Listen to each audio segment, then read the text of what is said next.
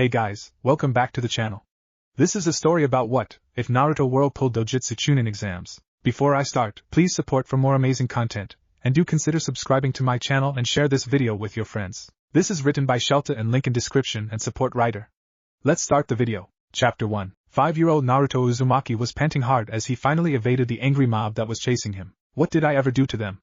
I mean, yeah, I pranked them, but that's because they hurt me, the small blonde said to himself. He sighed and peered out to make sure the coast was clear.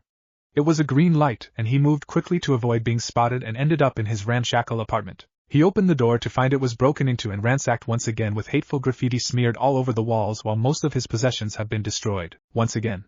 He sighed and began picking up the pieces of his broken items. Cleaning up was always such a pain. Just another day for him. Scene break. The next day Naruto was again being chased by an angry mob. His head was bleeding from a bottle that had been thrown at him. The blood was running down his face and neck. It was blurring his vision, but still he pressed on.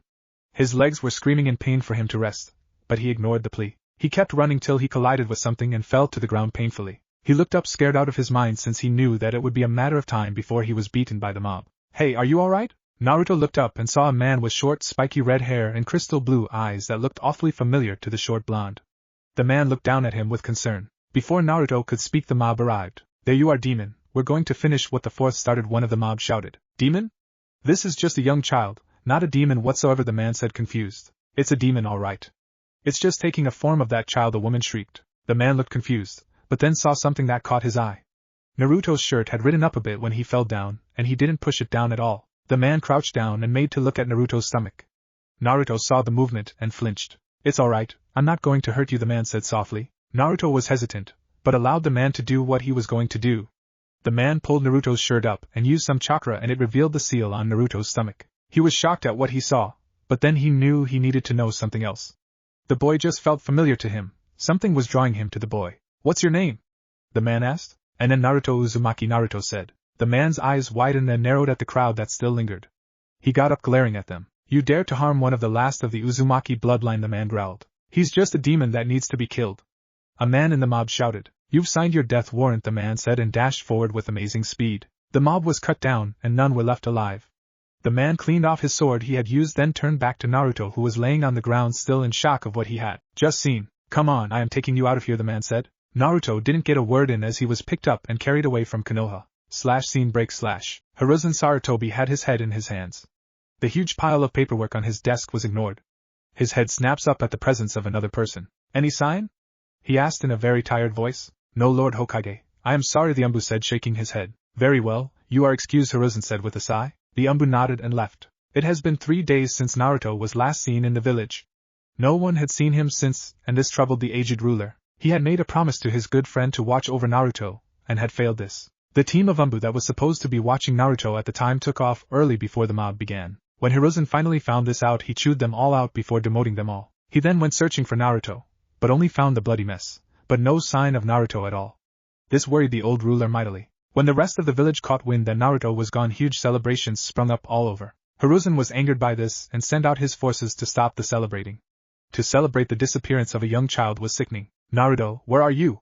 He asked as he looked out the window. Scene break. Naruto was now in an unusual place. He looked around trying to figure out his new surroundings, but came up with nothing. Soon the door opened and a girl his age walked and carried a tray of food. Oh good. You're awake, she said with a smile. Who are you? Naruto asked. My name is Mika, the girl said, then walked over and placed the tray of food on Naruto's lap. Mika had long red hair with a yellow ribbon tied to it that kept most of her red locks away from her face. It helped when she trained not to have her hair in her face. She wore a simple kimono in the color of deep aqua with koi fish in many colors. She had green eyes that were stunning. Naruto's mouth salivated as the rich smells hit his nose. He wanted to fight the urge to ravage what was before him, but couldn't. It was a bloodbath in the food-eating sense. Mika sat back knowing from what her uncle had told her when he found Naruto. Naruto was malnourished and probably hadn't had a decent meal ever, so she wasn't disgusted at all, though she did hope Naruto had some manners. When Naruto was finished he patted his stomach. Man, that was good, he sighed. Glad you like it, Mika said with a smile. Yeah, so where am I? Naruto asked. You're in New Whirlpool. Naruto turned and saw it was the same man he first saw back in Konoha. With this Mika took the tray and left the room, leaving just Naruto and the man alone. My name is Hideko. How are you feeling, Naruto? He asked. Fine, though why am I here? Naruto asked. You don't know anything about your family? Hideko asked, frowning. Naruto shook his head. No, I've tried to ask the old man, but he told me he'd tell me when I was older, he said. Old man? Hideko asked curiously. Yeah, he's the Hokage, Naruto said. I see, Hideko said with narrowed eyes. So why am I here? Naruto asked again. This is going to be a long talk, Hideko said with a sigh. He walked over, pulling up a chair next to Naruto's bed. He then told Naruto about his family, the Uzumaki clan. The Uzumaki clan was one of the most powerful clans in all of the 5 nations. They had their own village with just Uzumaki and clans that were cousins of the Uzumakis called Whirlpool because of the huge whirlpools that surrounded and protected the village. They lived with prosperity until the Second Shinobi War came and Kiri and Iwa invaded and destroyed Whirlpool. It was said there were no survivors, but that wasn't true. Several survived the slaughter and set up a new smaller village where Naruto is now. The new village was well hidden and not many knew where it was. There were many seals around the village to conceal it as well as to protect it too. Naruto couldn't believe all he was being told. Especially the fact that he was the last of the Uzumaki bloodline. He found out about his mother and his father, who was the man that sealed the Kyuubi.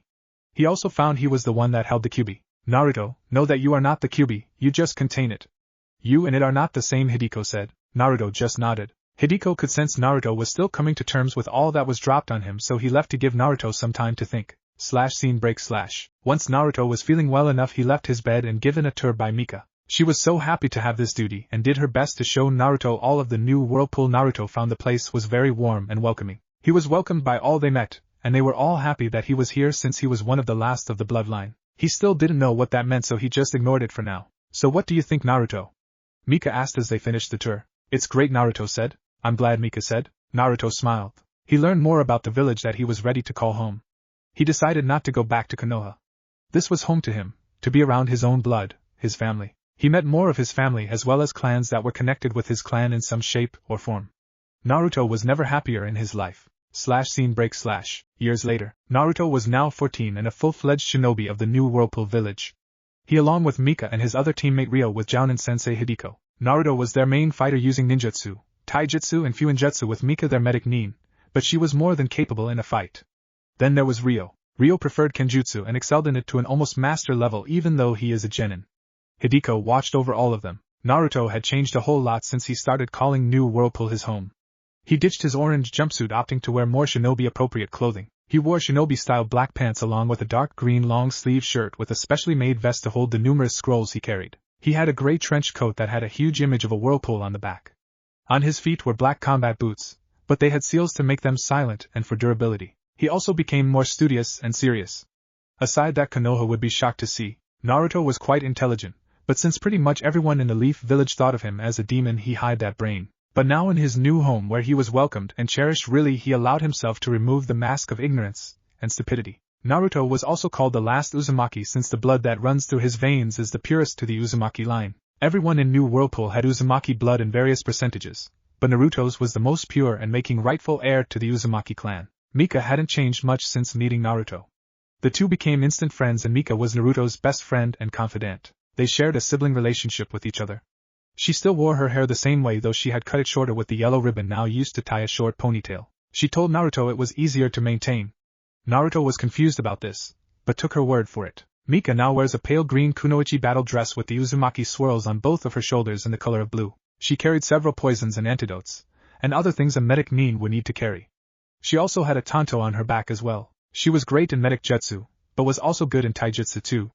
She was called the Tsunade of Whirlpool since she was just as famous as the legendary Slug Queen, except she didn't have the Slug Queen's legendary strength yet. Ryo Kisaragi was a brown-haired black-eyed boy from the Kisaragi clan. He liked to use kenjutsu mainly, but was very good at genjutsu too. He didn't like using ninjutsu, and his taijutsu was adequate enough.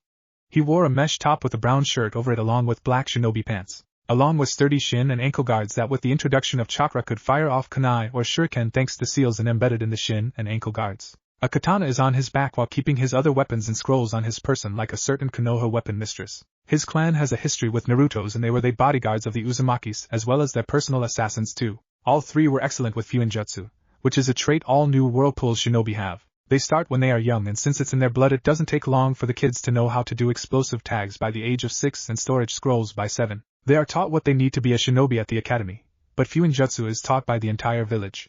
Everyone knew fuinjutsu though on different levels. Naruto was different since he started late, but it didn't take him long to catch up since he had deft skill.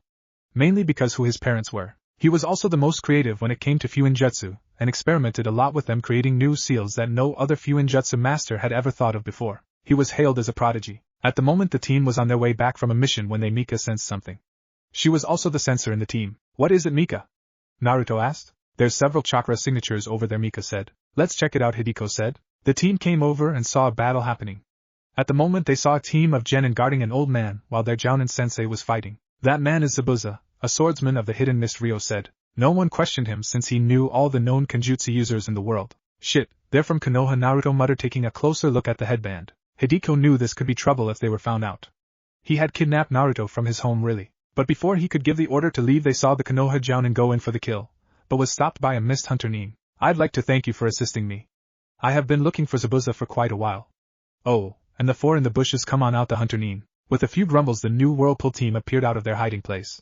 They shocked the Konoha team. This gave the chance for the hunter Nin to take Zabuza's body away. "Who are you and why are you here?" the Jounin asked. "Take it easy. I am Hideko, and me and my team were on our way back from a mission when one of my genin sensed your battle," Hideko said. The Jounin, who had white hair sticking up and had a mask covering his mouth, looked at the team. He looked at the headband and was shocked at the symbol on it. It couldn't be. On the headband was a swirl symbol. He was quite familiar with what that meant. "Whirlpool, they were destroyed," he said. "That's what many of you thought, Kakashi Hatake. But there were survivors. We had gathered and started a new village and stayed hidden so we wouldn't be wiped out," Hideko said. "I see, it seems you are well informed though," Kakashi said. "We are, so what are you doing here if you don't mind me asking?" Hideko asked. Kakashi was about to tell them when a shriek was heard. "Kakashi-sensei, why should we tell them they are foreign ninja?" The shriek came from a pink-haired girl. "Look, girlie, you are too young to know this, but Konoha and Whirlpool have a long-standing alliance with one another. You should know that since the swirl that's on your flak jackets and other shinobi items are the symbol of Whirlpool," Hideko said, glaring at the pink-haired girl. Kakashi apologized, then told the new Whirlpool team their mission. "I see," Hideko said. "You've got your hands full then. That so-called hunter Nin didn't even kill Zabuza," Mika said. "What, and how do you know that?" the pink-haired girl shrieked. "First of all, talk like a normal person and stop shrieking. Second, I am a trained medic Nin and know what that hunter Nin did cause Zabuza to go into a near-death state," Mika said. The pink-haired girl was about to argue when Naruto jumped in. He wasn't going to let some annoying banshee criticize his first and best friend. There's also the fact that hunter Nins cut the head off of their target, then burned the body. This one didn't do either, thus making it suspicious, Naruto said. Kakashi's eye widened when he looked at Naruto. It couldn't be, he looked just like his sensei, really. "Is your name Naruto?" he asked. "Yes, it is. My name is Naruto Uzumaki, genin of the village of New Whirlpool," Naruto said proudly. "Well, now that is cleared up and all, we best be going." "Good luck on your mission," Hideko said, wanting to get out of here as soon as he could just in case Kakashi tried to steal Naruto away. "Wait, do you think you could help us out? We are still allies and we'd appreciate it," Kakashi said. He wanted to know more about Naruto since he was one of the few Umbu that kept looking for him even after the official search was called off. He just knew Naruto wasn't dead and was so glad to see him alive even though he was wearing another shinobi headband. "I don't know, we should be heading back to report," Hideko said hesitantly since he didn't want Naruto exposed to Konoha any more than needed. "No problem, Hideko," Naruto said, not having the same concern as his sensei. He then bit his thumb and did some hand signs and slammed his hand down. Summoning jutsu. A big poof of white smoke arose, and when it cleared, an overly large tiger cub appeared. It was the size of a Labrador retriever. "Hey Naruto, what's up?" the tiger cub said, raising its paw in greeting. "Hey Samchi. Can you give this to Auntie and tell her we're helping Konoha shinobi?" Naruto asked as he jotted down a note, then handed it to the tiger cub. "No problem," Samchi said, taking the scroll in its mouth then popping away. "What was that?" a black-haired boy asked. "That's called a summon.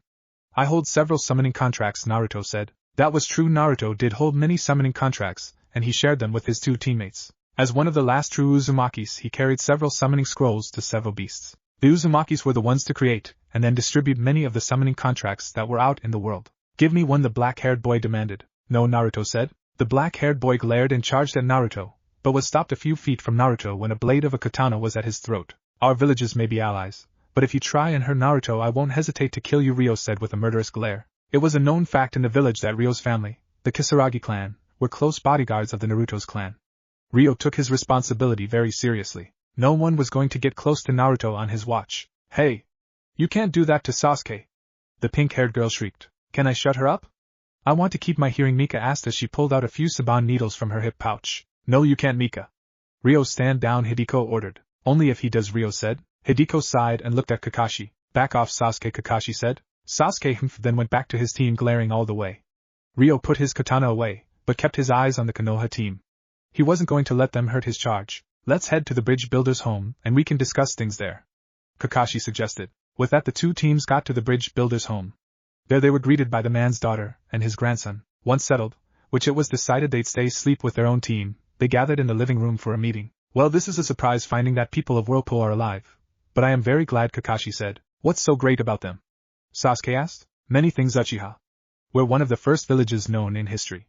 We are renowned for Fuinjutsu, and have the most powerful clan in history. We're also known for our longevity too, Hideko said. No clan is stronger than the Uchiha clan, Sasuke declared. The pink-haired girl got hearts in her eyes as she stared at Sasuke. Kakashi, you might want to beat the fangirl out of her before she gets herself, and your team killed, Naruto said. Shut up, loser, you're just jealous of Sasuke, the pink-haired girl shrieked. Why would I be jealous of a brooding emo with the biggest, rustiest kunai in the world shoved up his backside and whose only goal in life is to kill his own blood because of what supposedly happened, Naruto said. Sasuke's eyes narrowed as he looked at Naruto. What do you know of it? He asked. I know a lot, and I can tell you that you're nothing compared to your brother. He's stronger, wiser, way cooler than you could ever be, and you'll never beat him, Naruto said. Sasuke jumped up and was ready to attack Naruto, but was stopped by Ryo's deadly glare. Where is he? Where is Itachi? The Uchiha demanded. Can't tell you. I am sworn to secrecy, Naruto said. Sasuke looked ready to explode. Calm down, Sasuke. We're getting off topic. What we need to do is figure out what to do next, Kakashi said, dragging his student back to his seat. Simple. We've heard news of this Gaara ruling over Wave like a tyrant. Ryo can take care of him, while the rest of us can handle Zabuza and his partner, Hideko said. Really? Kakashi asked with surprise and laced in his voice. Yes, Ryo's clan the best in Kenjutsu, and not only the sworn bodyguards of the Uzumaki clan, but are the best and well-known assassins. They have rarely failed in taking out their target, Hideko said. Kakashi was interested in this since he had never heard of the Ryo's clan at all, but information on Whirlpool was quite sparse. Most of that history was lost after Whirlpool was destroyed, and very little is known, while most are just rumors. Sasuke grumbled. Tell me, Kakashi, what have you taught your genin? Naruto asked. Just team building skills, Kakashi said. That's it? You haven't taught them tree climbing or water walking? Naruto asked. No, Kakashi said sheepishly. The new Whirlpool team looked at each other. Tree climbing and water walking was taught while at the academy, as well as taijutsu, ninjutsu, genjutsu, weapons training, and other skills as well as light class work. What in the world did Konoha teach their genin? It seems you have some work to do, Kakashi. Why don't my team guard the bridge builder while you train up your team? Hideko suggested. Sounds good, Kakashi said with a nice smile. Scene break.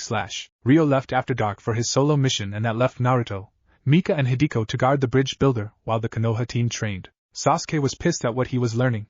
It wasn't anything that would help kill his brother, and he wanted to know how this blonde boy knew his brother, and what else he knew. That summoning thing looked powerful, and it would help him in his quest for vengeance. The pink-haired girl, whose name they found out was Sakura, was totally exhausted. She never did any training before and was pushed by just the lightest of workouts. Last was a pale boy named Sai. He was quiet and observed a lot of things. This made them very suspicious and made sure never to show much in front of the effeminate genin. Other than that, it was really quite boring with guarding the bridge builder, but it had to be done. One night everyone was sitting around eating when the door opened and Ryo came in. Well? Hideko asked. Target eliminated, Ryo said. Hideko nodded. Kakashi was astounded by this, as were the other Konoha shinobi. Tazuna and his family too were surprised by how quickly it was over. Naruto and Mika weren't as well as Hideko since they knew what Ryo could do. He must have been weak to lose to you, Sasuke said. He was guarded by many guards, but he still had lousy security. He prepared for every threat possible except for ninja. I killed them and him and brought back a present for Wave, Ryo said. This got Tazuna's attention. Ryo pulled out a booklet from his pouch. This has all of Gado's account numbers. Congratulations, you can now rebuild Wave to its former prosper, Ryo said. Tazuna stared at the booklet in awe, then took it and held it like it was a holy object. Well, now that is over, we just have to deal with Zabuza and his partner, Hideko said. Yes, he should be fully healed soon. We should work out a plan, Kakashi said. Scene break.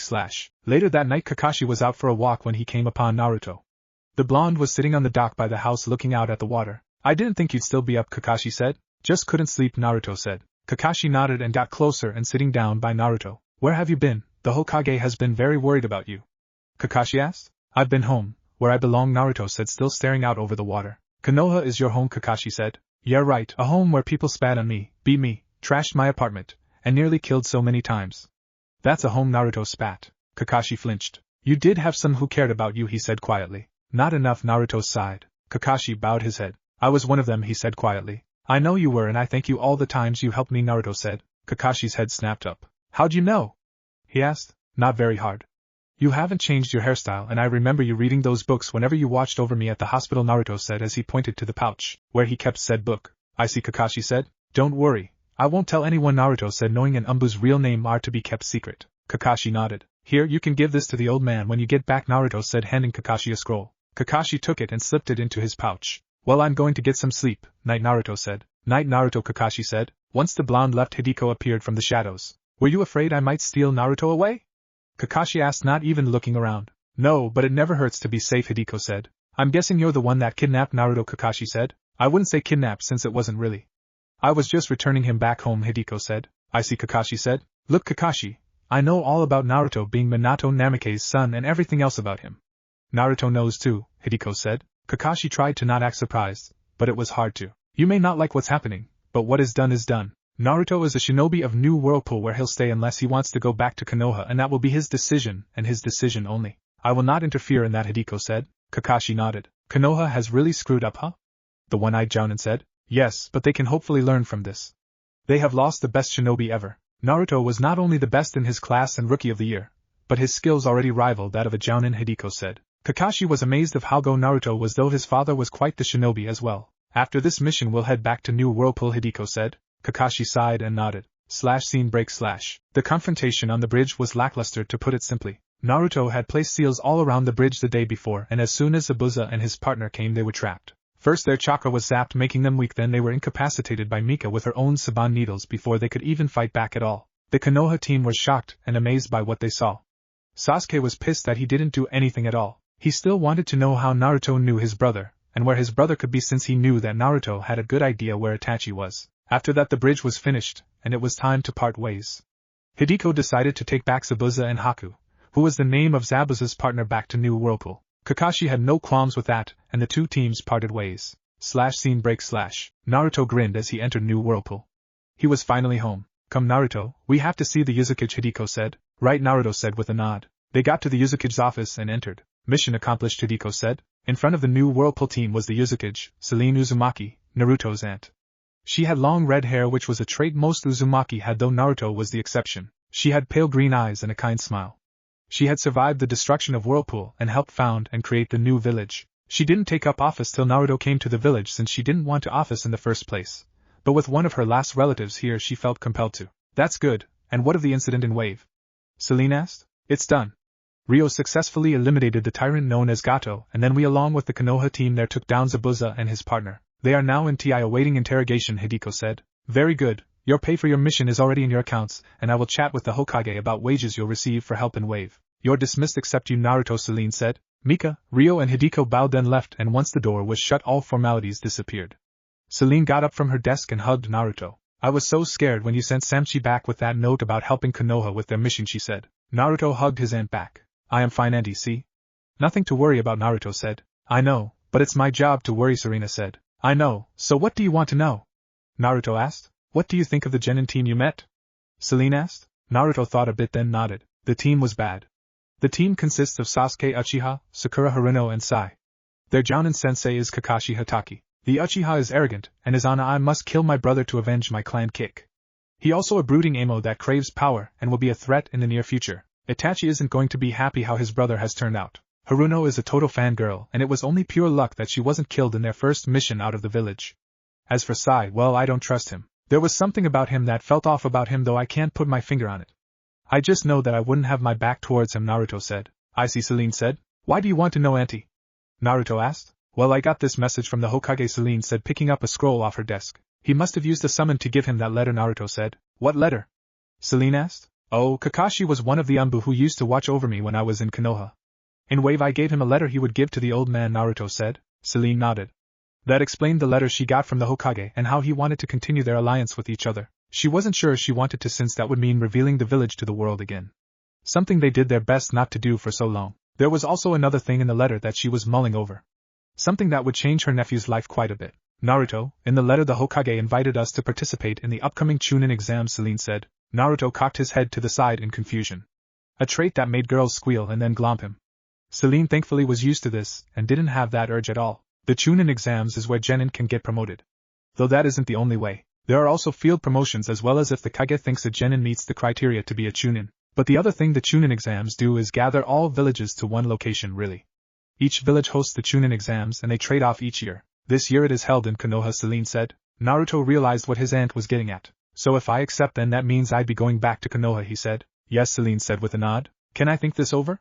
Naruto asked. Of course, Naruto, Celine said with a smile. Naruto nodded and with one last hug he left his aunt's office. End of chapter. Chapter 2. Naruto left his aunt's office rubbing his head. He didn't know what to do and needed someone to talk to. Hey Naruto, back from a mission. Naruto looked up and smiled.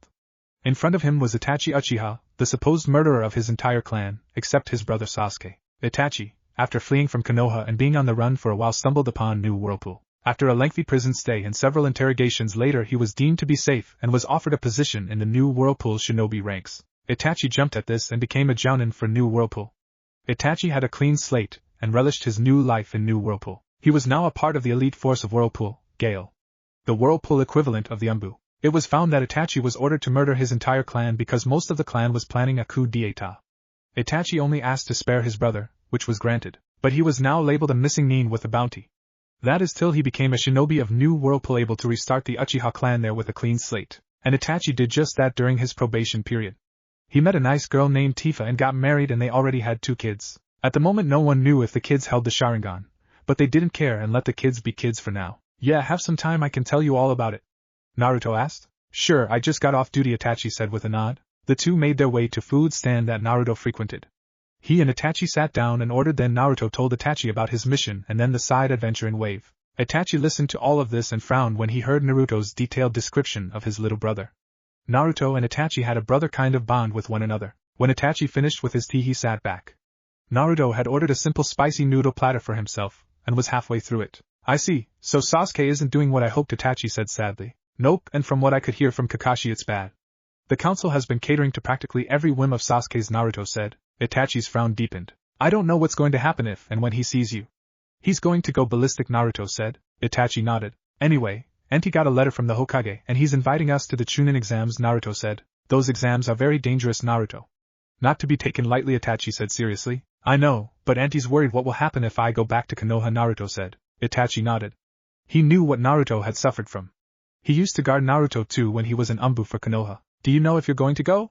Itachi asked. Not sure. I want to ask Mika and Ryo what they think. It has to be a team decision, Naruto said. Itachi nodded. He was proud of how much Naruto has grown into a shinobi. So much so that he did think of Naruto as a little brother in some ways. He helped Naruto train when Naruto was younger. The two talked some more, then they parted ways. With Itachi heading home to see his wife and kids, /scene break/, Hiruzen sat at his desk ignoring his paperwork. He was happy that Naruto was alive. He was stunned when he got the letter via summons from Kakashi. When he read it he was relieved, but sad also. Naruto was alive, but he'd never be a leaf shinobi. But now he had other problems to deal with. He had to deal with the council and the upcoming chunin exams. He sent word to the Uzukage inviting them to the exams. He hoped they'd accept it and that he'd seen Naruto once again. It had been so long since he had seen his grandson, he hadn't heard a word from the Uzukage and that worried him. His train of thought was interrupted by Team 7 entering. Team 7 reporting back from mission to Wave, Kakashi said. Kakashi then went over how the mission went, including the meeting with the new Whirlpool shinobi, and everything that happened after that. Hiruzen was shocked at hearing how capable new Whirlpool's genin were. He didn't think they'd be this good. They weren't that good before and wondered if they upped their training so they wouldn't be as helpless if they were attacked again. Thank you for the report. You will all be paid a rank pay.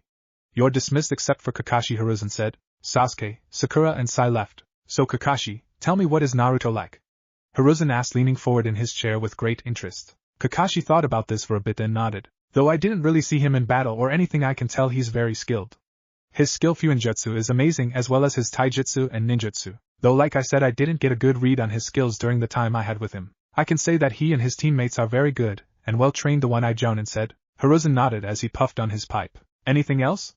He asked. Kakashi shook his head. Very well, dismissed, Hiruzen said. /scene break/. Naruto wandered around the village greeting various villagers that he knew. He soon got to a pond that he liked to use as a thinking spot. He sat down and stared into the calming water. He watched the small fish swimming around as his mind wandered and mulled over his dilemma. Something is on your mind for you to be here, Mika said. Naruto looked up and smiled. Mika always seemed to know when something troubling was on his mind. She'd also be there and let him get it off his chest and help him through it as much as she can. Yeah, and he told me some things, Naruto said. Like what? Mika asked, sitting down next to Naruto. Naruto then explained about the chunin exams and them being in Konoha and that if they wanted they could go, but that would mean going back to Konoha where all the torture was. Mika sat listening with a comforting arm around his shoulders. Once Naruto finished he felt better. Well, this is a pickle, Mika said. Naruto had to chuckle at this. Mika could lighten any mood. I guess it is. What do you think I should do? He asked. Mika leaned her head on Naruto's shoulder as she hummed a light tune. Naruto waited for Mika to mull over everything. I can't tell you what you should do, Naruto. This has to be a decision that only you can make. But I can give you advice and support for whatever you decide in the end. No matter what you chose, I'll be with you, Mika said at the end. Naruto nodded. I am thinking of saying yes, to go back to Konoha and take the exams. I need to get this behind me before I can truly move on, he said emotionlessly. Mika tightened her grip around Naruto since she knew he had many scars, both physical and emotional, that still needed healing. She wished she could heal them all, but some were so deep that even her expert healing could never cure. Whatever you decide, I'll go, she said softly. You think Ryo would want to go to Konoha? Naruto asked. Maybe. He does know he has a cousin there, and he'd probably like to meet her, Mika said. Naruto nodded. They both got up and headed to Ryo's home, the Kisaragi clan compound. They were greeted and found Ryo training. Don't you ever rest?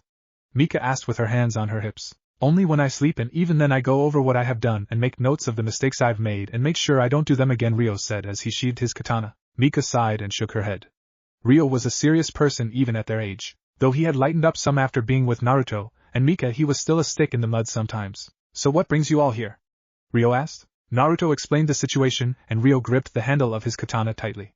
He wanted to slay all those that hurt Naruto when he was younger. He then felt Mika's gentle hand on his and he relaxed. So what is it you want to ask? Ryo asked. What do you think we should do? I want this to be a team decision, Naruto said. Ryo nodded and closed his eyes in thought. Mika and Naruto waited for Ryo's answer. I think we should go, he said. Great, then it's decided. We're going to Konoha, Mika said. Then we better get to training. We're going to need it, Naruto said. Scene break. 2 weeks later, a very well-trained and prepared team was at the gates ready to go.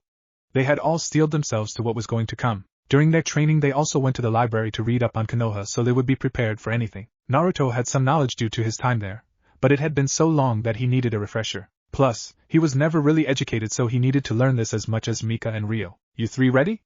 Hideko asked. The three new Whirlpool genin nodded firmly. Good, let's go, Hideko said. He then led them out of the village to Konoha to compete in the chunin exams. The team was packed and ready for anything at all. They had several storage scrolls on them to help lighten their load, plus it also meant they could pack more too. They hoped they wouldn't needed it, but you never knew. Scene break. In Konoha, Hiruzen sat at his desk feeling a bit happy. He had gotten word from the Uzukage and they'd be sending Naruto's team to Konoha for the exams. But he was made to promise that no harm would come to Naruto or else there'd be severe consequences. Hiruzen didn't even need to guess what those consequences would be. The Uzumakis were as peaceful as they were fierce. He just hoped no one in the village will muck up it all up. Scene break. The new Whirlpool team arrived at the massive gates of Konoha. So this is your old home? Ryo asked. Yeah, this is it, Naruto said with a nod. Come on, let's get going, Mika said. They walked around the village while Hideko was registering them. Ryo and Mika saw the glares Naruto was getting and didn't like them one bit. It just made them more on guard. What are you doing here, a live demon? A civilian growled. Naruto ignored the civilian and walked around them, only to be stopped by several others. Soon a mob was forming. Mika and Ryo got ready to fight. My team and I are here to compete in the chunin exams. We were invited by the Hokage himself. I don't know who this demon you speak of, Naruto said calmly. Don't lie to us, demon. We may not have finished what we started before, but we will now, a civilian said. There was roars of approval as the mob made moves to close in around the new Whirlpool team. Mika and Ryo were prepared to fight if needed to, but they didn't need to as there was cry of utter pain. This had everyone turn to the source. A civilian had their arm cut cleanly off. Naruto turned to Ryo, who shook his head. The Kisaragi clan member gestured that he still had his katana in its sheath and hadn't pulled it out at all. This made Naruto frown till he saw who it was. She had blonde hair shoulder length and a very generous bust for a girl her age. Her blue eyes were ice cold, and in her hand was a bloody tanto. Samui, I see you're here, he said in greeting. Greetings, Naruto. This scum was going to attack you behind your back and I decided to intervene. I hope you don't mind, Samui said as she kept an eye on the horde of civilians daring them to make a move. Naruto shook his head and soon Nambu appeared. What's going on here? One of them asked. Simple. A civilian was about to attack Naruto, a genin of New Whirlpool as well as the nephew of the Uzukage, Samui said as she flicked her tanto clean of blood then sheathed it. The Umbu turned and they were shocked seeing Naruto in front of them. Well, aren't you going to do something? Arrest them. A civilian shouted. Other civilians screamed the same thing as well. What punishments should be given? Most voted for execution. There's no need. I saw the whole thing and the Kumo Nin was within right though she didn't have to be so brutal, Kakashi said appearing. Kakashi senpai and Umbu said. You guys can go, as for you civilians, leave before more accidents happen. Oh, and the one missing the arm should go to the hospital, they still have a chance on sewing that arm back on, Kakashi said. The mob dispersed with the civilian with the missing arm left for the hospital with his arm in tow. The Umbu left seeing that they weren't needed. How are you, Kakashi? Naruto asked. I am fine, Naruto. So here to partake in the chunin exams? Kakashi asked. I am, Naruto said. Then I wish you good luck, Kakashi said, then disappeared. Naruto turned to Sami, who walked over and pulled Naruto into a deep kiss. Naruto was shocked that Sami was kissing him, that he only began kissing back when Sami pulled away. Both were left breathless. What was that for? Naruto asked dumbly. That was for saving me on our last mission we did, Sami said with light pink cheeks. You're welcome, Naruto said, still a bit stunned. Mika sighed. Naruto was still clueless when it came to girls. He always had girls falling all over him wherever they went, and he didn't notice them at all. It seemed that Sami had the right idea though. Kiss Naruto to show you're interested in him. So Sami, is Karui and Omo here too? Ryo asked. They are, but I should find them. Make sure they aren't causing any trouble, Sami said. We'll join you. Haven't seen those two in a while, Naruto said. Ryo and Mika nodded, also wanting to see the two Kumo nin again too. Kumo and New Whirlpool had an alliance with one another after a mission Naruto and his team were on, and they met Sami's team on the same mission. The two teams worked together to complete the mission, and after that both Uzukage and Reikage came to an alliance between the villages. This was the first alliance New Whirlpool had ever made since rebuilding their village. This also helped patch up any problems that Kumo and the Whirlpool had with each other in the past. The four walked, and then came upon an interesting sight. In front of them they saw two shinobi, and one was holding onto a boy by the front of the shirt, ready to beat the kid up. There was the pink-haired girl Naruto remembered from Wave, but forgot her name since she wasn't too important. The blonde looked annoyed at the other, which made them guess they were teammates. Looks like Suna nin, Ryo said as he saw the shinobi's headbands. That weirdo in the kitty suit and makeup is a shinobi? Naruto asked. Yeah, he is, Ryo said with a nod. Suna's standards have fallen if they've started recruiting cross-dressers, Mika said. They watched as Sakura was shrieking at the two Suna nin, then when Sasuke appeared and then an unknown redhead. Naruto sensed the heavy chakra coming from the redhead and frowned. He may not be a sensor like Mika, but the amount of chakra the redhead was giving off was enough for any shinobi to sense sensor or not. Plus it felt familiar to him. He's like me, he thought. Soon the Suna team left, and Naruto began to follow them. Naruto, where are you going? Mika asked. I need to check something out. I'll see you back at the hotel, Naruto said. Screw that, we're coming with you, Mika said. Ryo nodded and Sami was in agreement. They followed the Suna team till they got to the hotel, the same hotel all the teams seemed to staying at. They followed till the redhead turned to them. This made the other two Suna shinobi stop and were shocked that they were being followed. Why is mother screaming for your blood? The redhead asked. Naruto stood there and frowned. He could easily tell that the seal keeping whatever demon at bay in this redhead was shitty and needed to be fixed. So your Biju is female. I didn't think of that, Naruto said. The two Suna shinobi looked shocked hearing this. Who are you? The redhead asked with a glare. My name is Naruto, what's your name? Naruto asked. My name is Gaara, the redhead said. And your teammates' names? Naruto asked. They are of no importance, Gaara said. Now that's impolite, Naruto said, then turned to the blonde girl and smiled. My name is Naruto, what's yours? Temari, the blonde girl said. Lovely name, Temari, Naruto said as he took Temari's hand and kissed it. Temari blushed and Sami frowned. Mika sighed as she shook her head. Naruto just had to act so chivalrous sometimes. She knew she shouldn't have introduced those noble shinobi books to him, since this was going to get him into more trouble. And who's the crossdresser in the kitty suit? Naruto asked. I am man, and this is war paint. The crossdresser shouted. This of course got the attention of everyone in the hotel. They looked at the group of shinobi with odd looks. Sure, use your indoor voice, Naruto said in a whisper. Temari had to crack up at this. First this cute boy named Naruto kissed her hand, called her brother a crossdresser, and then he tells him to use his indoor voice. She was loving Naruto already. Mika had to smirk with amusement at this since Naruto knew how to be funny when he wanted to be. Ryo had a smile on his lips. Sami also had a small smile on her lips as she watched the scene. My name is Kankuro, the kitty suit wearing boy growled out. Whatever. So Gaara, it appears you can't sleep. I can fix your seals so you can sleep and make sure your Biju doesn't bother you, Naruto said. Why should we trust you? Kankuro asked with great suspicion. Well, I am pretty skilled in Fuinjutsu. I know my stuff, Naruto said casually. This shocked the Suna nin. This couldn't be right. Naruto was about their age and he knew seals. He had to be joking. Naruto isn't joking. Naruto, myself, and Ryo all know Fuinjutsu. In our village we learn Fuinjutsu before we even learn how to walk, really, Mika said. The Suna nin were still hesitant. Look, think about it. We're here for the chunin exams. If you want help with that seal, then come see us. By the way, my name is Ryo, Ryo said. My name is Mika, Mika said. I'm Sami, Sami said as she eyed Temari for a moment longer like she was sizing up her next opponent. After that the new Whirlpool nin left along with Sami to find her two teammates. This left the Suna nin unsure what to do or say. Gaara stared at the back of Naruto's head. In his mind it seemed that his mother was talking to him, but not in a bloodthirsty way. Temari watched Naruto walk away and smiled. There were definitely some cute boys here in Konoha for the exams. But Naruto topped them all it seemed. She wanted to get to know him better. Kankuro grumbled about people that can't tell the difference between makeup and war paint, and what was the problem with the way he dressed. Scene break. Sami finally found Omoi and Karui. They were bickering as usual. Well, here's a familiar sight, Naruto said. Yeah, very familiar it seems, Mika said. Sami just sighed. Karui, almost stop fighting, she ordered. Sami, where have you been? We've been looking for you. Karui asked. Not very hard if I am the one finding you instead of the other way around, Sami said. It's all his fault, Karui said like a child pointing at Omoi. Sami sighed as she massaged her temples. Hey guys, Naruto greeted. You! Karui shouted as she saw Ryo. During that mission that Kumo and New Whirlpool worked together on, Karui and Ryo had what was supposed to be a simple spar, but turned into more when Ryo beat Karui and Karui vowed to have a rematch and beat Ryo. Hello Karui, Omo. Ryo nodded. Mika smiled and waved at the two Kumo nin. Omo waved right back with a lollipop in his mouth. This time I'll beat you. I'll win this time, Karui crowed as she pointed at Ryo. Ryo sighed. But if you beat him, then that could cause friction between our villages and then we'd go to war and the Reikage and Yuzakage would be fighting to the death, and Omo said. Shut up, Omoi. Karui shouted as she bonked Omoi on the head hard enough for him to make him sit on the floor. Sami again rubbed her temples and wondered why she was paired with these two. She then felt Naruto's hand on her shoulders massaging them gently. You shouldn't get too stressed before the exam, Sami. It won't help you at all, Naruto said. Sami looked into Naruto's eyes and she wanted to kiss him again, but held back this time. They met the team's sensei, which was Darui. Where's B?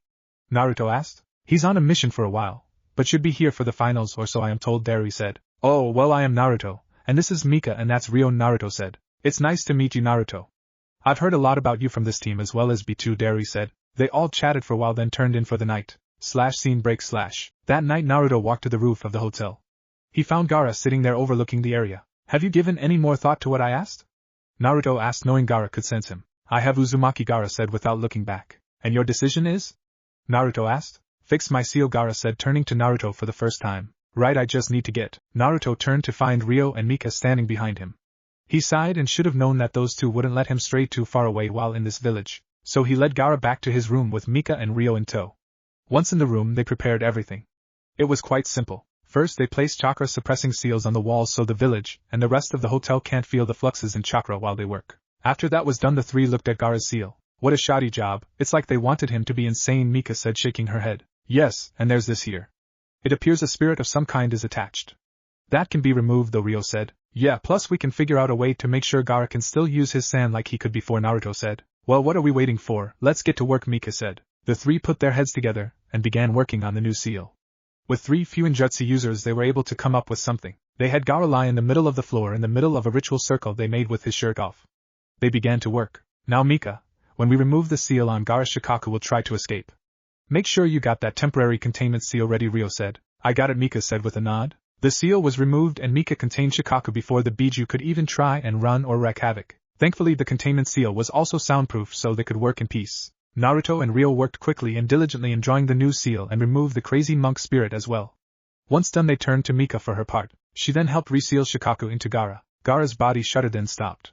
The three held their breath and Mika checked Gaara's vitals. He's alive, just sleeping, she said. They all sighed a breath of relief. There was handshakes and smiles all around as the job was done. It took a lot out of them since it was a lot of chakra they expelled during the process. But as Uzumaki, so related to Uzumaki, meant they had huge chakra reserves since that was a hallmark of an Uzumaki along with longevity. They then carried Gaara back to his room. They knocked on the door till Temari opened the door. She looked grumpy. What do yo? She then saw Gaara. What did you do to him? She hissed as panic overwhelmed her. We fixed his seal. He'll no longer be crazy and have Shikaku whispering things in his head. He can be able to sleep, Naruto said. Ryo and Mika helped Gaara to bed and tucked him in. Temari turned to Naruto. Why did you do that? Help him? She asked with suspicion in her voice. Naruto turned to Temari and she got the full blast of those beautiful blue eyes. She forgot to breath. To help your family heal. I've learned that family is a very precious thing and shouldn't be wasted. So I've given you back your family. Now it's up to you to keep it together. You can finally show your brother the love you have for him without being scared, he said. He, Mika and Ryo left. Temari sighed and walked over to where Gaara was sleeping and caressed his red hair. I love you, brother. Welcome home, she whispered. She went to bed and Gaara had a smile on his face. Scene break. The rest of the week before the chunin exams were to begin was a whirlwind. The next day Naruto was asked to go to the Hokage's office. Well, he wasn't going to go alone, so Hideko and his teammates went with him. Hey old man, Naruto greeted. Naruto, it's so great to see you again after so long, Hiruzen said smiling. Yeah, it's been a while, old man, Naruto said. So the two chatted and caught up with each other like a grandson talking to his grandfather.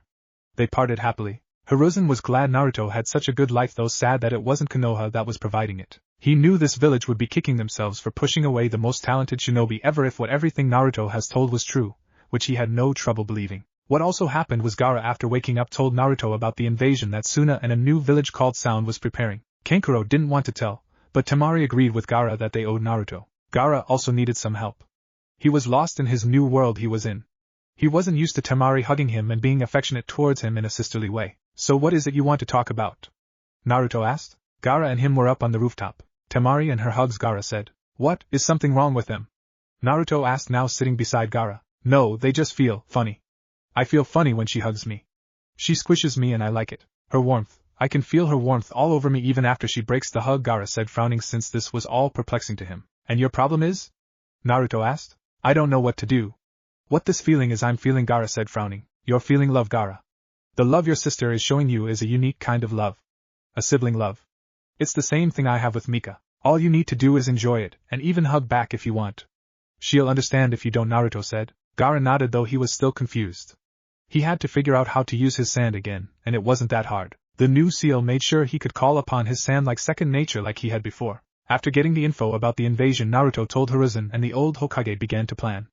With permission, Naruto sent a letter to his aunt letting her know too. Also during that time, Naruto returned to an old spot. Ichiraku's, Naruto sighed. Why are we here, Naruto? Mika asked. They have the best ramen ever, Mika, Naruto said. Ramen isn't very good for you, Naruto, Mika said. It was the only thing I could eat that wasn't overpriced or already spoiled, Naruto said. Mika frowned at hearing Naruto's old life. Hello, welcome to Ikra. Naruto was then suddenly grabbed into a tight hug, squeezing the life out of him. Naruto, you're back. The young woman screamed. Mika and Ryo were about to attack, but saw that this girl wasn't threat.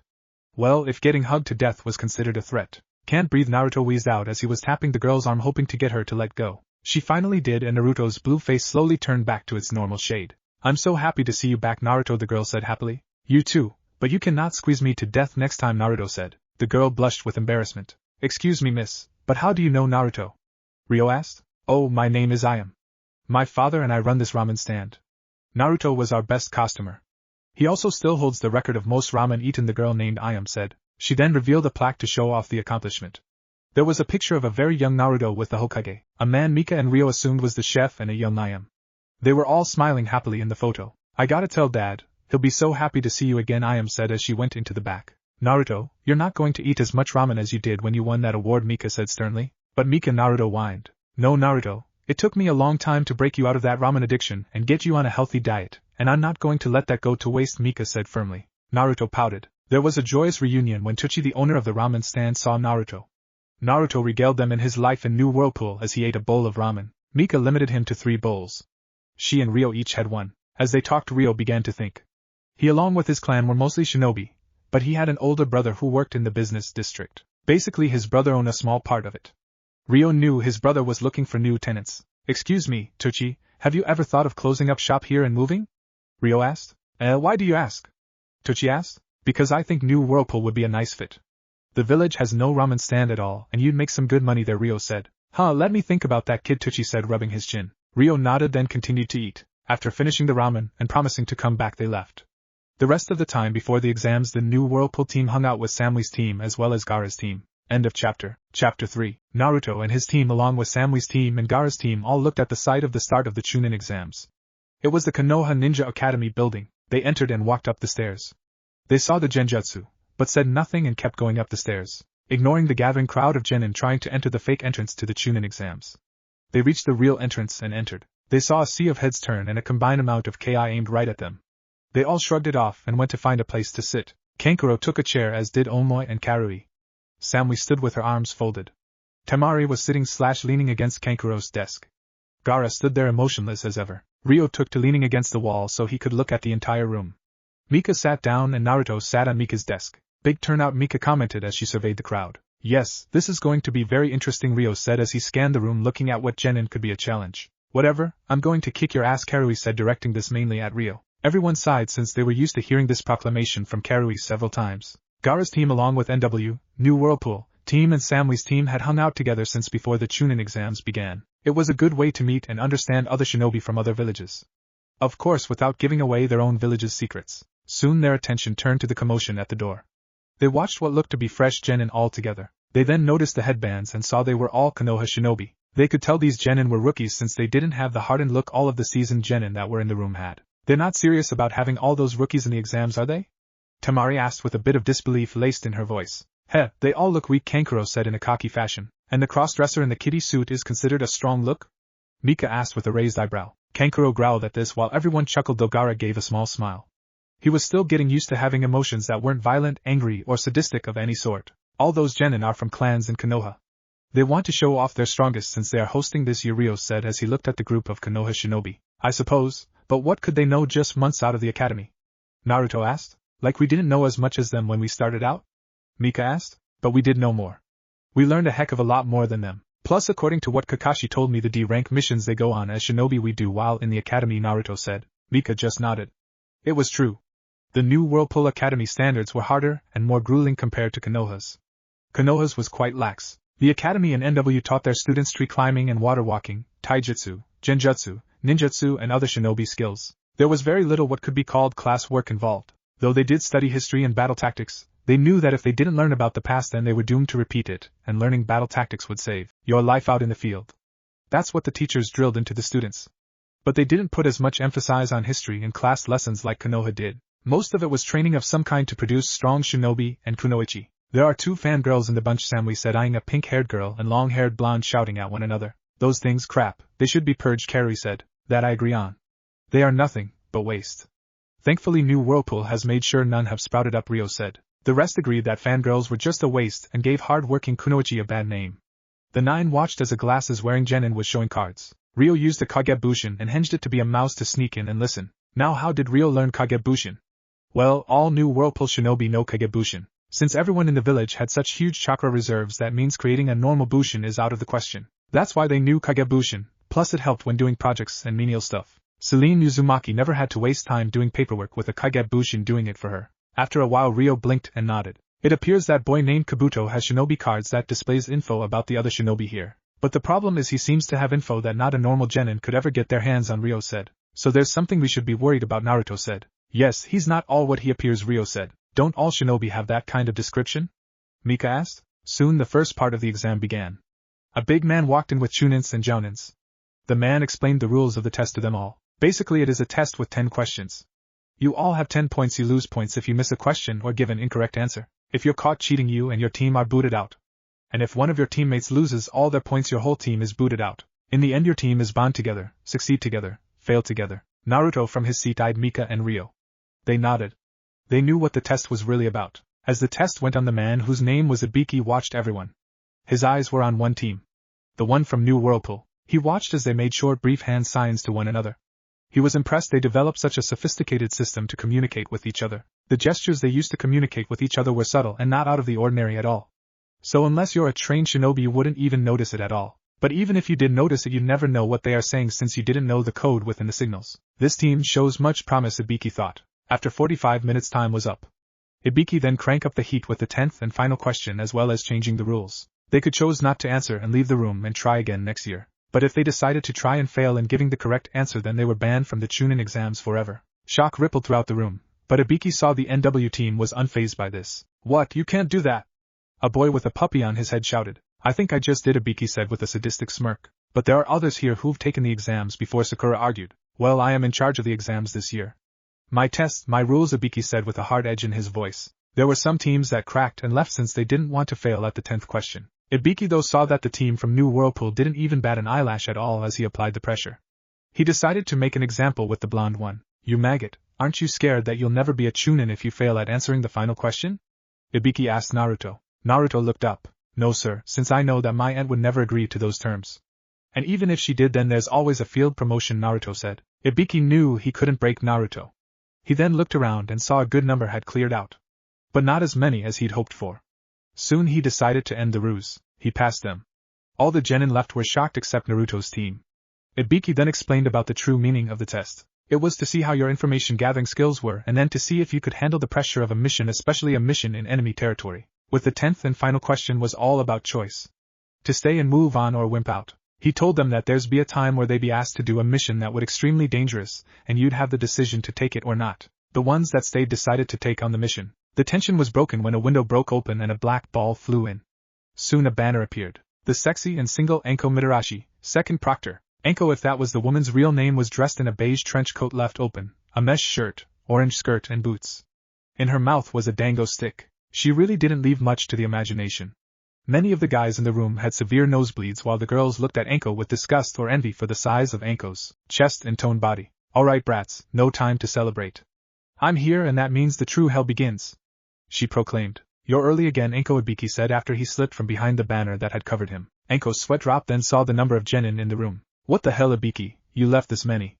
You've gone soft in your old age, she said. Or maybe there's a stronger crop this year, Ibiki countered. Whatever, by the time I am done the number will be knocked in half, Anko said. Meet me at training ground 44 and if you're not there in an hour you're disqualified. Then she jumped a second window, break more glass. The genin left and Ibiki looked at the mess. I'm not cleaning this up nor paying for the windows, he grumbled. Scene break / Naruto's team along with Gaara's and Sami's made their way to training ground 44 after finding out where it was from their senseis. Once there they waited for the rest to show up.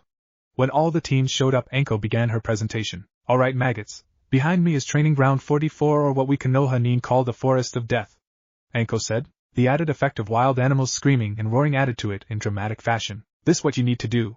This is a 5-day survival test. You will enter a gate that has been assigned to you with one scroll, either a heaven or earth one, Anko said, holding out both scrolls. What you need to do is find another team and take their scroll, not knowing if they are holding the other scroll you so desperately need. When you get both scrolls you go to the tower located in the center of the forest. Don't open them at all. There was gulps of fear within the group of genin. Anko grinned at the fear she was inspiring. What happens if we do? A random genin asked. Anko just grinned in a sadistic fashion that scared the genin, letting them know that bad things would happen if they opened the scrolls. Though Naruto looked bored, Anko didn't like being ignored. She hurled a kunai at Naruto. But Naruto sensed this and used a kawarimi to get away. When Anko appeared behind Naruto he wasn't there, so she was actually hugging a very confused and perplexed Gaara. Hey, what the? Anko asked, seeing she wasn't at her target. Getting cuddly with a Suna nin. I thought there was no favoritism in the exams, Naruto said, clucking his tongue. He was with Temari and Kankuro, though closer to Temari. He even winked at her. This made Temari blush. Hey, quick moves, brat. But can you slip out of everything you get into? Anko asked. Depends on what situation it is, Proctor, Naruto said. A grass nin snuck up on Anko and handed her back her kunai. She took it and returned up front, and Gaara and Naruto returned to their respective teams. Why'd you do that to Gaara?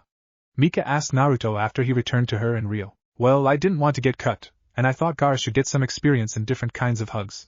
I am sure he enjoyed it very much, Naruto said. I think he's still confused, but Kankuro looks quite jealous, Rio said. If he didn't wear makeup and that kitty suit then I might have switched with him, but Gaara was in more need of it, Naruto said. Gaara had red cheeks as he tried to figure out how Anko's hug was different from Temari's and how they were similar. Kankuro was grumbling about how lucky Gaara was, and Temari looked like she wanted to whack Kankuro with her fan for being perverted. Soon their attention returned up front. Oh, before we begin the test you all need to sign these, Anko said, holding up a piece of paper. What is that? A random genin asked. Oh, just a waiver stating that if you die in the forest Konoha isn't held responsible, Anko said casually, though with a sadistic smile on her face. More gulps were heard at this. Naruto, Mika and Rio signed their forms and they got their scroll. They talked to Gaara's and Sami's team and made a temporary alliance in the forest. Soon they found their gate and awaited the signal. The second test begins now. Scene break / Naruto, Mika and Rio raced through the woods. They finally stopped and looked to each other for a plan. Well, Rio, this is your territory, what do you think we should do? Naruto asked. Rio thought for a moment. We've already got a target painted on our back from the stunt before. So it's not going to be long for team to come after us. So we should sit and wait for now, he said. Right, Mika, let us know if we've got any incoming, Naruto said. Mika nodded. It didn't take too long and a team from Waterfall came in. They attacked, but Naruto, Mika and Rio took them out easily. They tied them up and took their scroll. On the first try. I wasn't expecting that, Naruto said as he handed Mika the Earth Scroll. They had started with a Heaven Scroll. It can happen, but I think we can chalk this up to your uncanny ability to have good luck, Naruto, Mika said. I guess, Naruto said with a shrug. Come on, let's head to the tower, Rio said. They took off when they felt a wave of chakra. They stopped. You feel that? Rio asked. Yeah, that was some of the foulest chakra I've ever felt, Mika said. I don't like it. No genin whatsoever should or can have that much chakra and be it that foul, Naruto said. What about you?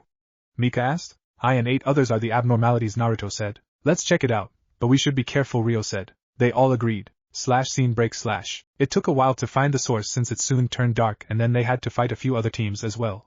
But they finally found the source. What they found was the pink-haired girl from Wave. She was fighting, well, trying to fight off a genin team by herself. They weren't sure where her team was, but knew this was serious. Before they could leap in to help, a boy in green spandex appeared. Those can't be real, can they? Naruto asked as he saw the size of the eyebrows the boy had. I haven't a clue, Mika said, shocked. He doesn't leave much to the imagination, Rio commented about the boy's green spandex. They watched the fight till more Konoha genin appeared. They decided to jump in and help out. Troublesome, what are you doing here? A lazy pineapple-shaped haired boy asked. Easy, we're not here to attack you, Rio said. Mika then stiffened. Naruto saw this. Mika? He asked. That fall chakra is active, Mika said. Soon Sasuke Uchiha emerged covered in a dark aura. His Sharingan was activated since it was triggered when he received his mark. This power, it feels so great. I must test it, he said in a crazed tone. He then rushed in and grabbed one of the foreign nin and pulled both arms out the guy's sockets. Before he could do more, Naruto stepped in. Stop that, he said. You will be my next test, Sasuke said in a power-crazed voice. He then charged in. Naruto dodged Sasuke's attacks. He saw Rio ready to jump in. Stay out of this, Rio. I got it, he called. Rio nodded as he sheathed his katana, but kept his hand on it just in case. All the Konoha genin watched as Naruto dodged all of Sasuke's attacks with ease. It was amazing since Sasuke was going in almost chunin speeds and Naruto was easily keeping up. Up in a tree, two figures watched. Mika, bring on the lightning, Naruto called. Mika nodded as she pulled something out of her pouch. She wrapped it with a kunai and threw it. As soon as it got close to Sasuke, he tried to dodge it, but that's when something happened. A bright light illuminated the entire area. It blinded everyone momentarily. When everyone was able to see, they saw Sasuke on the ground in pain, clutching his eyes. Naruto, Mika and Rio were fine as they shielded themselves before the flash. What was that? A round boy asked as he kept blinking to get his sight back. A flash tag. We had to do something, Naruto said. Mika walked over and hit Sasuke in the neck at a pressure point to knock him out. She then saw something else that made her worry.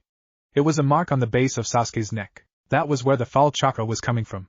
She stood up and turned to the pink-haired girl. Who did this? She asked. Why should we tell you? The pink-haired girl asked. Again, who did this? Mika asked, pointing to Sasuke's neck. It was Orochimaru. He came at us and attacked us. A boy with black hair and a fake smile said. Sigh. The pink-haired girl screamed. Mika ignored the scream and looked up at the trees in a certain direction. You can come down now, she said. The two figures jumped down. They were a boy and a girl. Rio got a good look at the girl and nodded. He walked over. Are you Tenten? He asked. I am. Who are you? The girl named Tenten asked. My name is Rio Kisaragi. I am your cousin, Rio said. Tenten looked shocked. Cousin? She asked. Yes, you are Tenten Kisaragi, of the Kisaragi clan. Your mother was a member of the clan and a fierce kunoichi, and it seems she has passed those talents on to her daughter, Rio said. Tenten, grab Lee and let's go, the boy ordered. Hold your tongue, Hyuga. This is clan business, Rio said, glaring at the Hyuga. The Hyuga glared at Rio, but then huffed and went to drag his teammate away. I have a proposition for you. Would you care to rejoin our clan? Rio asked. Rejoin? Tenten asked. Your mother left when she married your father. We are asking you to come back, Rio said. But my father, Tenten said. He can come too. If he wants, he can open up his shop in New Whirlpool. The Kisaragi clan will endorse it, Rio said. Tenten was unsure of what to do. She wanted to, since she'd learn about her clan, since she never thought she was a part of one. But she was a Konoha nin, and had a loyalty to the village. You don't need to decide now. Here, takes this, Rio said as he pulled out a scroll out and handed it to Tenten. What's this? Tenten asked. Just some history about our clan and about your mother, Rio said. Tenten smiled and thanked Rio, then left with her team. She didn't know too much about her mother, only what her dad had told her. This would give her a better picture of her mother. Rio walked back to his team. So she's your cousin? Naruto asked. Rio nodded. She's cute, Naruto commented. Rio looked up shocked and was about to say something. Take it easy, Rio. Just commenting on her appearance, that's all. No need to get protective, Naruto said. Rio just nodded. Now, where's your scroll? Naruto asked the foreign genin team. Why should we tell you? The mummy-looking one asked. Well, if you haven't noticed, you're outnumbered and your team is injured. You don't have many options, Naruto said. The mummy-looking genin tossed out his scroll. Here, take it. He then left with the rest of his team. Naruto picked up the scroll and tossed it to the pink-haired girl. Here, take it. We've already got ours, he said. Why should we? The pink-haired girl asked. Look, I just told you. You really need to listen. Come on, let's go, Naruto said, then led his team out. This left the rest of the Konoha genin wondering who Naruto really was. Scene break. Naruto's team got to the tower, and went inside. They saw the inscription on the wall. What does that mean? Naruto asked. Let's open the scrolls, Mika suggested. They had no better options and did so. They figured out it was a summoning scroll pretty quick, and soon Hideko appeared with a smile. Congrats, you guys, though I was expecting you sooner, he said. Got a bit sidetracked, Naruto said. Oh, Hideko said. Yeah, need to talk to the old man. It's serious, Naruto said sternly. Hideko just nodded, though he was unsure if he could take them up to see the Hokage. I can take them if you'd like? Hideko turned to find an umbu wearing a cat mask. Nico! Naruto shouted happily. Hello Naruto, it's nice to see you again, Nico said, smiling behind her mask. Naruto knew Nico since she was one of the other few umbu along with Kakashi who watched over him when he was a kid. Nico then led them to the Hokage's temporary office in the Forest of Death. Ah Naruto, you and your team made it. I am glad, Hiruzen said with a smile. Yeah old man, but we've got problems, Naruto said. Oh? Hiruzen asked curiously. Yeah, Orochimaru placed a strange seal on the Uchiha. It leaks a foul chakra. It needs to be taken care of right away, Mika said. Hiruzen looked grave then sighed. Jiraiya isn't in the village, and he's the only seal master we have, he said. You got us, old man. Mika, Rio and I can take care of it, and Hideko can help us too, Naruto said. Can you handle something like this? Hiruzen asked seriously. Lord Hokage, we're experts when it comes to Fuinjutsu. We can do it with the guidance of our sensei, Rio said firmly. Mika nodded. Hiruzen sighed and looked at Hideko. If my team says they can do it, he said. Hiruzen nodded. Scene break. When Team 7 arrived to the tower, Sasuke was brought in and placed in the infirmary. Kakashi was there as well as Hiruzen. They watched as the NW team worked diligently. They caught snippets of their talk, but didn't understand a thing since this was way above their heads when it came to Fuinjutsu. Soon the NW team found a way. They had the Uchiha placed in a circle they drew on the floor, and then began working. It took a lot of effort and power, but they did it. A tremble and shake out of Sasuke was all they saw. When it was finished, Mika checked the Uchiha's pulse. He's fine, she said. Yeah, the seal is on and stable, Naruto said. What exactly did you do? Kakashi asked. Well, we first thought we could remove it, but we didn't know enough about the seal to do that. The fear of setting off any fail-safes were too great, so we instead created a new seal over it. One of the first lessons in Fuinjutsu is never mess with the seal you're unfamiliar with, Hideko said. The new Whirlpool team nodded at this. What kind of seal? Hiruzen asked. It's a very sophisticated containment seal. We created it from scratch using most of Naruto's ideas, Rio said. Kakashi and Hiruzen looked at Naruto. In New Whirlpool, Naruto is known a prodigy in Fuinjutsu. He's created many new seals as well as made old seals better and stronger, Mika said. Naruto rubbed the back of his head in embarrassment. Anyway, the seal uses a small amount of his own chakra to sustain itself. Not to mention we placed several of traps on the seal just in case there's tampering, or someone tries to remove the seal, Hideko said. We also found a component of the seal that leaks into the Uchiha's psyche. We've tried to cut it off, but not sure if we were successful. So you must be careful what you teach him since it might set him off in some way. He's already on this path of Avenger wanting to kill his brother, and any jutsu that would help him could be the spark, Mika said. She was the most informed on human anatomy as well as psychology. Being a medic mean she needed to be well versed in both areas. Hiruzen knew this by reading her file along with the rest of the NW team file. Kakashi just went with it since it seemed Hiruzen trusted them. Very well, thank you for all your help, Hiruzen said. Hideko's team bowed then left. Scene break. Soon the 5 days were up. All the teams that had made it through were standing awaiting for what was to come. Naruto and his team saw that all the fresh Konoha teams were there. Naruto was happy to see Sami's team as well as Gaara's team. Soon the Hokage stood and made a speech about how the chunin exams were put in place to end the constant wars the villages had with each other. He then went on saying that since there was so many there that there's needed to be a prelims. What, why? A genin asked. Like I said, there are too many contestants here. The finals will have many dignitaries here from all over. We can't monopolize their time, Hiruzen said, so we'll be having a preliminary to whittle your numbers down. Now? A long-haired blonde asked. Yes, Hiruzen said. Before the prelims could begin, a shinobi appeared. Excuse me, Lord Hokage, but I believe it's my turn to take, over the exam, the shinobi said. Mika frowned. Someone really needs to take a look at that, she said. They found out that their matches would be set up by random due to an electronic board that appeared out of a wall. Also, a last call was made for those who wanted to drop out. Only one did so. The first match was the Uchiha and another Konoha nin. Everyone else moved to the balcony to watch. The match went on and the Uchiha won by using a move that looked similar to something that looks quite familiar. I think his Sharingan copied someone performing a move from the Goken style, Hideko said. Two green spandex wearing shinobi looked on. One was unhappy, muttering about how unyouthful it was, while the other frowned that his move was copied. He didn't know that Sasuke spied on him as he trained one day before the 5 days were up. The matches went on and some were interesting and others boring. The fight between the pink-haired girl and the long-haired blonde was just pathetic. They were total disgraces to all kunoichis. Next was a match between Tenten and Temari. Rio caught Temari as she was going down. If you beat her, don't be cruel. She's my cousin, he said. Temari nodded. The match went quick. Temari blew away all of Tenten's projectiles, and even when Tenten threw out her ultimate technique, she was beaten. Temari knocked Tenten out with a wind jutsu. Tenten was hit hard and her back hit the wall hard, making her lose her breath and consciousness, but no permanent damage done. The proctor called the match and Temari won. She came back up and Rio thanked her for not hurting Tenten too badly. The next match was Rio and Karui. Karui was excited about this. Alright, it's time to beat his ass. Karui shouted. It's not cool to be overconfident, Karui, Sami said. Whatever, I got this one, Karui said with a confident smirk. Soon both were down on the area. The proctor started the match and Ryo and Karui looked at each other. So, how do you want to start this? Ryo asked. Karui pulled out her sword and Ryo sighed as he pulled out his own katana. In a burst of speed they clashed. Their blades clanged metal upon metal. That sound echoed throughout the room as they fought. Up on the balcony the jounin were shocked at seeing the speed and intensity Ryo and Karui were fighting at. A bearded jounin jaw dropped, letting the cigarette he had in his mouth fall to the floor. A red-eyed jounin leaned forward to watch the spectacle. Kakashi had closed his book and watched the fight with much interest. The genin were just as surprised and shocked at the fight. The round boy had dropped his bag of chips. The lazy boy was now wide awake and hoping he didn't face either one since they'd be too troublesome. The fangirls were in total shock at what they were seeing. The Uchiha was trying to copy what he was seeing with his Sharingan, but getting nothing of value, which frustrated him immensely. They were going faster than his Sharingan could copy. And since he didn't know any Kenjutsu, this was useless to him anyway. The only two teams not surprised were the NW team and the Kumo team except for their temporary sensei, Darui. He was shocked at how fast Ryo and Karui was going. Even the Suna team was surprised seeing this. Kankuro muttered that they were nuts. Gaara watched with an impassive face and Temari knew she had to up her game if she faced either Karui or Ryo in the next round. The proctor was surprised to see such a Kenjutsu match.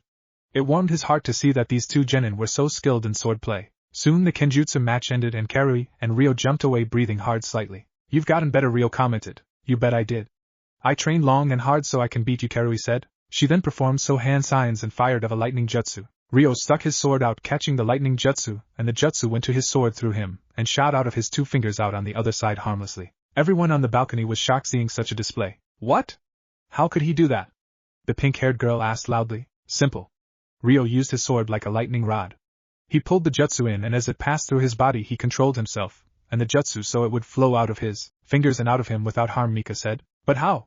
The long-haired blonde asked in a more tolerable tone. Ryo has worked on this technique for a long time.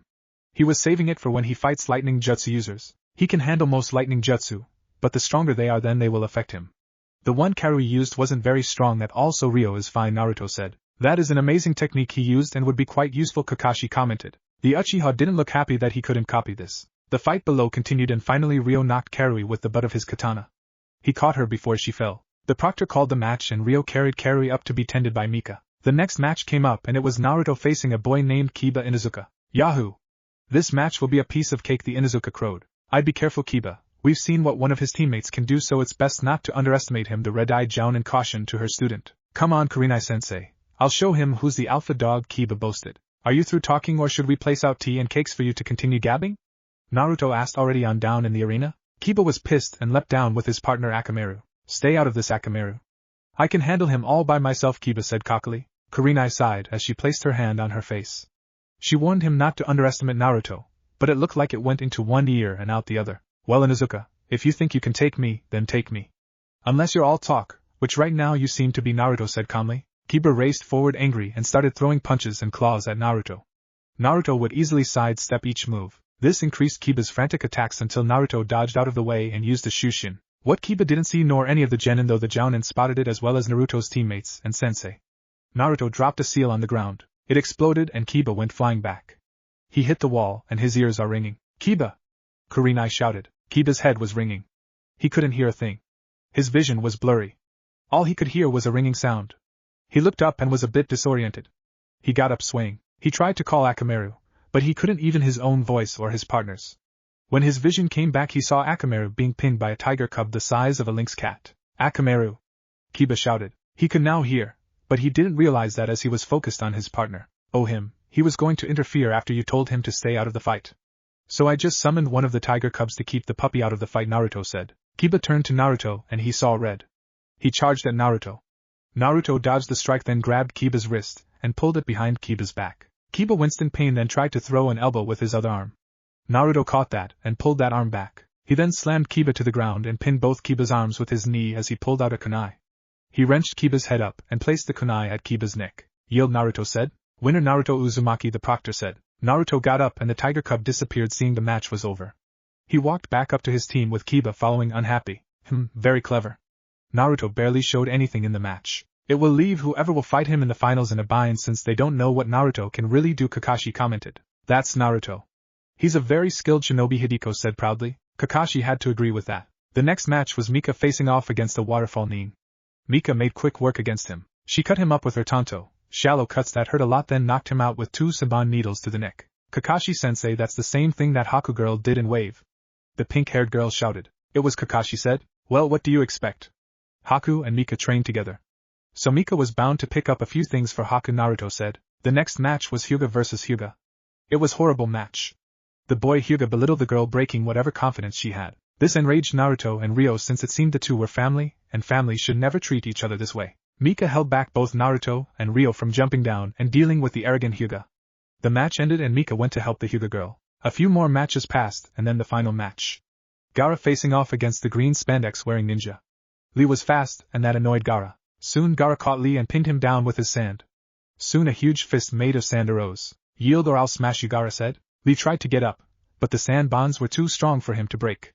Gaara hadn't underestimated Lee at all. After seeing Lee's build, he figured Lee used taijutsu mostly, and had to strengthen his sand to keep the boy tied up. Finally Lee conceded, unable to move. After that the remaining genin went to the floor. The pick numbers. The matches were then selected. Ryo Kisaragi vs Niji Hyuga, Shikamaru Nara vs Tamari, Mika Uzumaki vs Dosaki Kinuta, Shino Aburame vs Kankuro, Gaara vs Samui, and finally, Sasuke Uchiha vs Naruto Uzumaki. I want to congratulate all those who will be competing as well as those who made it this far. The finals will be in a month, Hiruzen said. Why a month? Naruto asked. So you can all prepare and train for your match. Plus there will be a lot of dignitaries coming to see the finals, and it takes time for them to all get here, Hiruzen said. If this is a tournament, then does that mean only one of us will become a chunin? Shikamaru asked. No, you'll all be watched and evaluated by the shinobi during the finals, and depending on how you do, no matter if you win or lose, will determine if you will make chunin, Hiruzen said. After that they were dismissed to train for a month. End of chapter. Chapter 4. Hideko looked at his team. They were all in the finals and he was very proud, but this left him with a problem. He couldn't really train all three at once, but luckily his team knew this and came up with a solution. Hideko-sensei, I will be training alone for my match, Ryo said. Oh, think you can beat the Hyuga yourself? Hideko asked. His tone wasn't laced with any malice, but piqued with curiosity instead. No, not by myself. But I'll ask my clan for help. I am sure they know of some ways to beating a Hyuga, Ryo said. Hideko nodded. I'll also decline your training, Hideko. Naruto needs your help more since he's facing the Uchiha. I think I can train against my opponent with not much help, Mika said without a hint of arrogance in her. Hideko nodded. He knew that Naruto would most of his time in training to fight the Uchiha. Well then, Naruto, I guess that leaves you and me. I'll need to train you good to go up against the Uchiha. He may be arrogant and all, but his clan is powerful and you need to know how to fight against the Sharingan, he said. Naruto nodded, ready for whatever Hideko was about to dish out. Good, see you two in a month, Hideko said, looking at his other two students. They bowed and left, leaving Naruto and Hideko. Scene break. Ryo got to a training ground and looked around. After finding and feeling that no one was around, he did some hand signs. Summoning jutsu. A plume of smoke, then a wolf appeared. About the size of a Saint Bernard. It had a dark blue, almost black coat with a silver-gray underbelly. You called Ryo? It asked. Yes, Lupa, could you give this to my aunt, Ryo said as he handed Lupa a letter. Lupa took the letter into her mouth. She then disappeared in a puff of smoke. Scene break. In the Kisaragi clan compound, a woman was sipping green tea and snacking on some sort of buttery biscuits. She knew that they were quite fattening, but she just burned it off in training. She had short black hair and brown eyes. She was wearing camouflage biker shorts, a white tank top that was covered by a black leather vest, as well as a long-sleeved gray jacket that had the Kisaragi clan emblem on the back. A message, Lupa said as she dropped the letter on the table. The woman opened it and read it, then nodded. Can you take me to him? She asked. I can, Lupa said with a nod. Great, let me grab a few things, then I'll be ready to go, the woman said. A few minutes later she came back packed and ready to go. Right, let's hit the road, she said. The woman and Lupa vanished in a plume of smoke. Scene break. Ryo saw Lupa appear, but with a passenger. Lupa, after dropping off her passenger, then left. So brat, you're fighting a Hyuga, the woman said. I am Aunt Yuffie, Ryo said. Before, Ryo was one of the strongest ninjas of the Kisaragi clan. Yuffie Kisaragi. She was known within New Whirlpool as the best kunoichi of the Kisaragi clan. She had amazing skills in kenjutsu and taijutsu. She had the best success rate in assassinations and infiltration missions and had the highest amount of kills. She was a strong leader and led the Yuzukage's Black Ops division. New Whirlpool had two forces, one was the Umbu-based Gale and the Black Ops 1. The Black Ops was a splinter group of Gale, and only handled the toughest missions like assassinations and infiltrations. Most of Gale did was protection detail for the Yuzukage and village security and police force. Alright, tell me about the Hyuga, Yuffie said. Ryo nodded and they began to tell Yuffie all about Niji Hyuga. He's from the branch family as far as I can tell. He's got a superiority complex too. Also he's hung up about fate or something. I've heard he's supposed to be a prodigy or something. He's very skilled in jukin and has a ruthless streak in him, Ryo said. How so? Yuffie asked. In the prelims he fought his cousin, who is the heiress of the clan, and he almost killed her and would have if it wasn't for the jounin stopping him from committing the act, Ryo said. Yuffie clenched her hands. The Kisaragi clan, like the Uzumaki clan, always, and I mean always, put family first before anything else, and for someone to damn near almost kill their own blood angered the Kisaragi clan. I see. Well then, I got some training to put you through since you seem to want to put this Niji in his place. Am I right? Yuffie asked. Yes, Aunt Yuffie, Ryo said. Right, well, first things first. I'll need to help you train against the Byakugan. I've fought more than my share of Hyugas and I know that jukin quite well. I am not proficient in it, but will make a suitable sparring partner for you. Plus, I can give you this, Yuffie said. She pulled out a storage scroll and released the contents. What appeared was armor. She tossed it to Ryo. Tell me what you noticed, she said. Ryo looked at the armor and couldn't see anything different by its appearance, really. It looked like standard Kisaragi clan armor they all wore. But then he started to feel it, and found some places were more reinforced than other places. This got him very confused as to why that was. So you've noticed it, Yuffie said. Yes, there seems to be more protection in certain areas, Ryo said. Yes. This armor was built to fight against Hyugas. The areas where the plating is thicker is where Tenketsu points are located. For jukin to work, the Hyuga has to strike the Tenketsu points directly. This armor protects it so your chakra points are not closed off. It still hurts like all hell, but you can still be able to use chakra, Yuffie said. Ryo just nodded. Go on, try it, Yuffie said. Ryo did and found that it fit him. Yuffie looked a bit smug. Is your aunt awesome or what? She asked as she struck a victory pose with matching backdrop. Let me guess. Mom told you about me coming to Konoha and wanted me prepared just in case I face a Hyuga, Ryo said. Can't you ever just be amazed and astounded by me? Yuffie pouted and stomped her foot. Ryo shook his head. Yuffie may be one of the strongest of the Kisaragi clan, but sometimes she acted childish. Okay, give me back the armor. I am going to train you into avoiding the jukin, Yuffie said. Ryo nodded since he knew wearing armor wouldn't be enough. So the training began. Scene break / Mika was walking around the village and found Hate. She walked right up to him. You need to see a doctor for that cough, she said. Hate just blinked at the genin. He remembered her during the prelims and knew she was skilled as far as he could tell. I've been to the doctor and they don't know what's causing it, he said. That's because they are all idiots and could find their butts with a mirror, Mika said. Hate just blinked. Come with me and I'll fix you up, Mika said. I know our villages are allies and everything, but you're just a genin, Hate said. So, in my village I am one of the best medic nins there is, Mika said without boast. Hate shrugged. What did he have to lose? So Hate and Mika went to the hospital where they found an exam room. Mika then began very professionally check Hate out. She then nodded and muttered a few things, then began pulling things out of her storage scroll then and there and began concocting something. Once it was done she handed it to Hate. It was an odd object in the shape of the letter L. It looked like it had a cartridge of some kind inside the top part of the L. This is called an inhaler. You place this part to your mouth, gesturing to the lower part that had a hole in it, and when you inhale through your mouth you press the top of this cartridge and a vapor is released. The vapor will enter your lungs and will help your coughing, Mika said. Hate was shocked that Mika was able to do this so quickly. He decided to try it and followed the directions Mika had given. He felt the vapor enter his lungs and he felt good, better than he had ever felt. Good, take it 2 to 3 times a day for as long as you can. Your condition should clear up and be more manageable. Here are some extra cartridges and I'll show you how to load them, Mika said. She showed Hate, then they left. Scene break / Okay, Naruto. I know Kakashi is training the Uchiha, so that means I got to train you extra hard to be ready, Hideko said. Naruto nodded. Good, now thankfully you didn't show much in the prelims, so most of your skills are still a mystery to the Uchiha. This works to your advantage, but you can't let that go to your head, Hideko said. Again Naruto nodded. Right, let's begin, Hideko said. He had Naruto start with taijutsu. Now Naruto's talent wasn't taijutsu, but fuinjutsu and ninjutsu. But he knew he had to have a certain level of skill in taijutsu to be a good shinobi and not rely on one talent. Hideko though changed Naruto's training a bit. He needed Naruto to fight Sasuke without looking into the Uchiha's eyes. The Sharingan can entrance its opponent.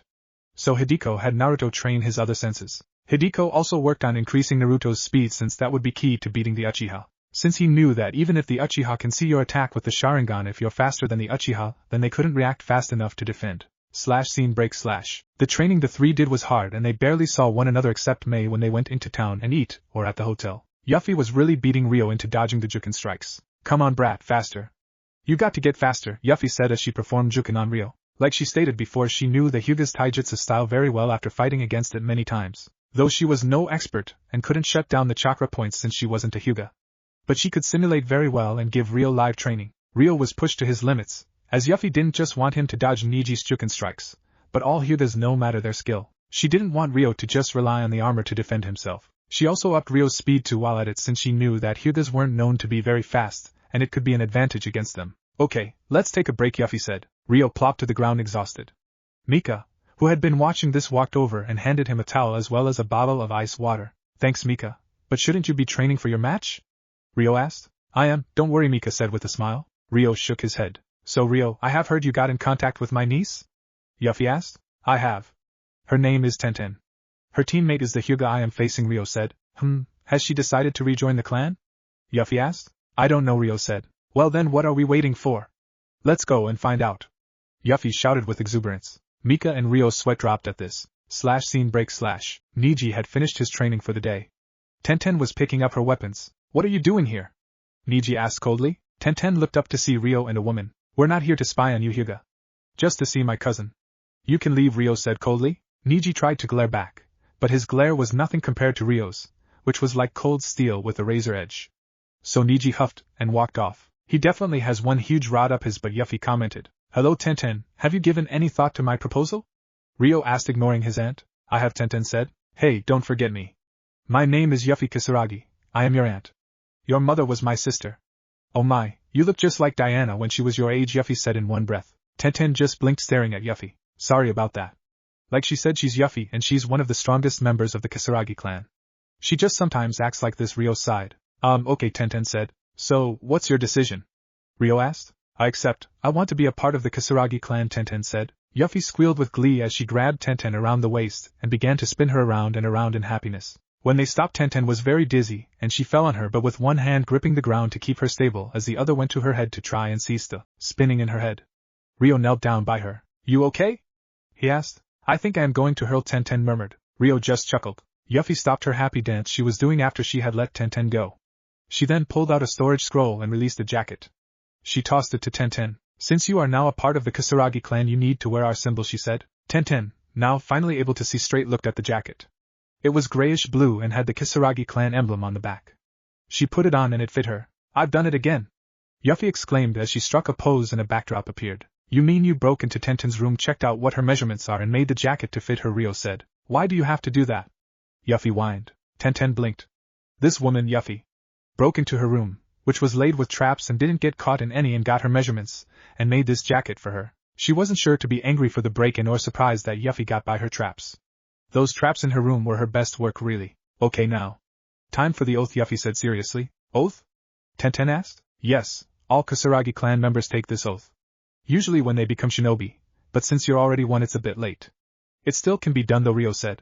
Yuffie had Tenten stand while Yuffie prepared things. It was very simple.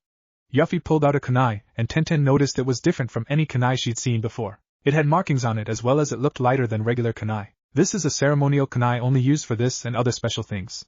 Never used in battle, Yuffie said, seeing Tenten look at the kunai. Tenten nodded. Hold out your hand, Yuffie said. Tenten did and Yuffie made a cut. Blood began to pool in Tenten's hand.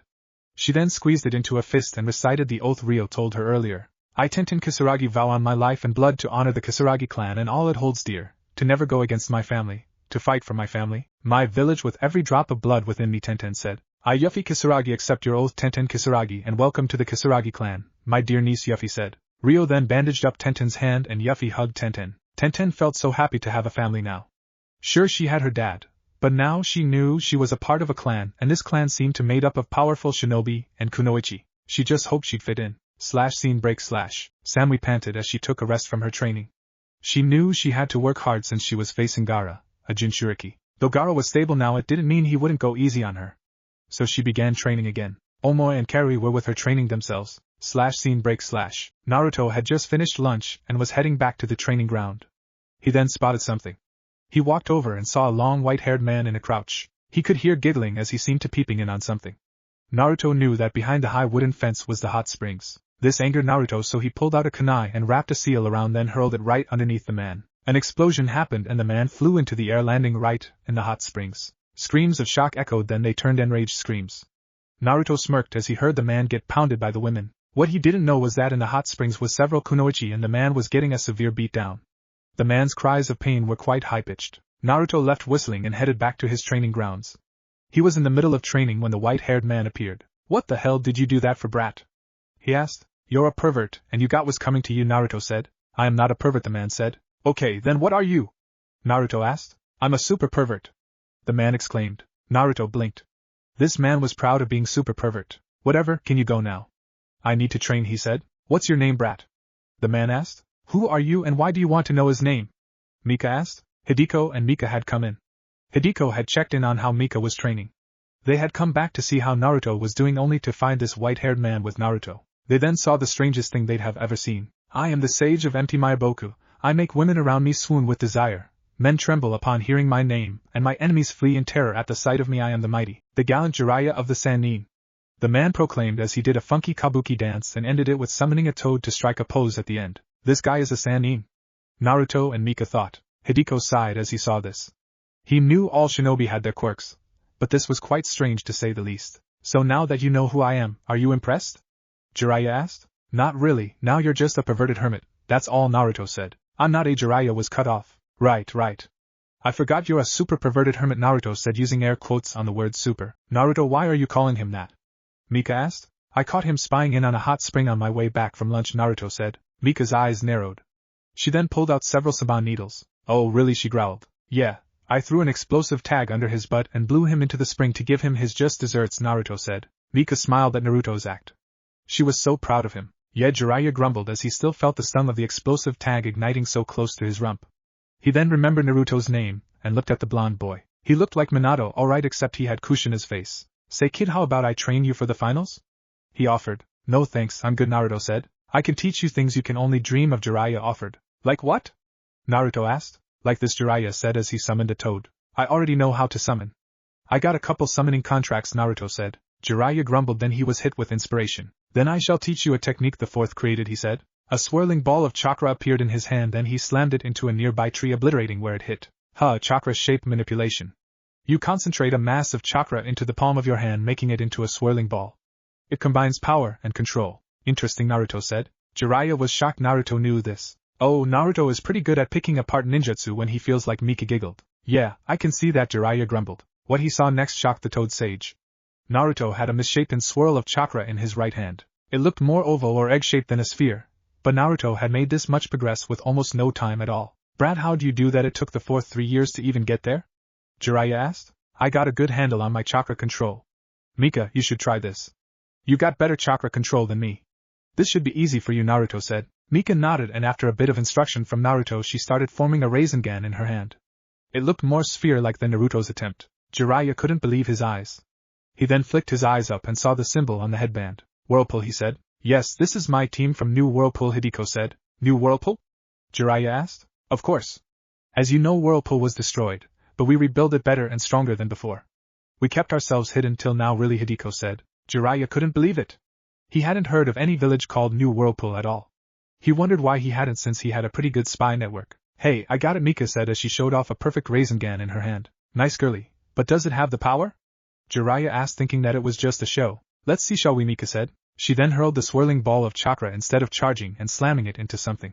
The ball of swirling chakra hit a rock. It decimated the rock and Jiraiya's jaw dropped. Nicely done, Mika. Now I just need to work on mine, Naruto said as he kept working on forming a sphere instead an oval. Mika nodded and walked over to help Naruto. Jiraiya grumbled as Hideko walked over to Jiraiya. He knows who his parents are, but he doesn't know you're his godfather, Hideko said. Why would Sensei tell him? Jiraiya asked. He didn't, I did, Hideko said. Jiraiya turned to Hideko. Let them train and I'll tell you a story, Hideko said. Jiraiya nodded and walked over to a shady spot and sat down. Hideko told Jiraiya how he met Naruto and everything that had happened. Jiraiya was angry at how the village had treated Naruto, and was saddened he couldn't do a thing. But he vowed to himself to be a better godfather to Naruto. Scene break. It didn't take long for Naruto to master the Rasengan, and Jiraiya was amazed. But what amazed him even more was Naruto's skill in Fuinjutsu. Naruto is known as a prodigy in our village, and unlike this one we don't throw that word around a lot, Hideko said. Jiraiya was looking at one of Naruto's seals and couldn't believe how advanced it was. But this is a flash tag. But it looks so advanced, the Toad Sage said. That's the beauty in Naruto's work. He makes it look utterly complicated, but it's simple. It's a way to divert others from trying to copy his seals, though he's got a few security measures in the seals too. This one is just the more obvious one, Hideko said. Unbelievable. And the explosive tag he used on me? Jiraiya asked. That one. I am sure that one wasn't only a little powered up. He got one's a heck of a lot more powerful, Hideko said. Jiraiya shivered and glad he was hit with a low-grade explosive tag and not a more powerful one. So what level is he? he asked. Hideko just smiled since he knew he was going to blow the Toad Sage's mind. Scene break / Tenten had a smile on her face. She was her cousin and aunt. They were telling her all about new Whirlpool. They entered the weapons shop her father owned. Dad, I'm home, she called out. Hey Tenten, I didn't think you'd be you. Tenten's father said as he pointed at Yuffie. Tenten and Rio blinked with confusion. Hey there, you've gotten old, Yuffie said with a smile. What are you doing here? I did my best to make Diana happy. I swear I did. She died of a sickness. I couldn't do anything to stop it. Please don't castrate me, Tenten's father pleaded as tears rained down his face. You threatened to castrate my dad? Tenten asked. Sheesh, that was years ago. Back when he and your mom were getting together. I just gave him a nice friendly chat about him taking care of Diana, and such, Yuffie said nonchalantly. You kidnapped me, tied me to a chair and told me what you were going to do to me if I broke Diana's heart, Tenten's dad said, shivering at the memory. I still don't understand why you think I came here to do that. I'm just here to train my nephew here for the finals, Yuffie said. So, you're not here to cut my friend off? Tenten's dad asked as he still kept his crotch covered just in case it was a trick. Nope, but I do have a proposal for you, Yuffie said. Okay, what is it? Tenten's dad asked, still protecting what made him a man. Dad, I've been asked and decided to rejoin Mom's clan. I am now Tenten Kisaragi, Tenten said. You are? Tenten's dad asked. Tenten nodded. Sir, with Tenten joining our clan that means she'll have to move back home with us. But we know she doesn't want to leave you, so we're here to offer you to move to New Whirlpool with Tenten and set up shop there, Rio said. Why, I make a pretty good decent living here. Tenten's dad asked. We can give you a much better prospect besides. You can be officially endorsed by the Kisaragi clan and that will boost business for you, Yuffie said. Tenten's dad wasn't sure.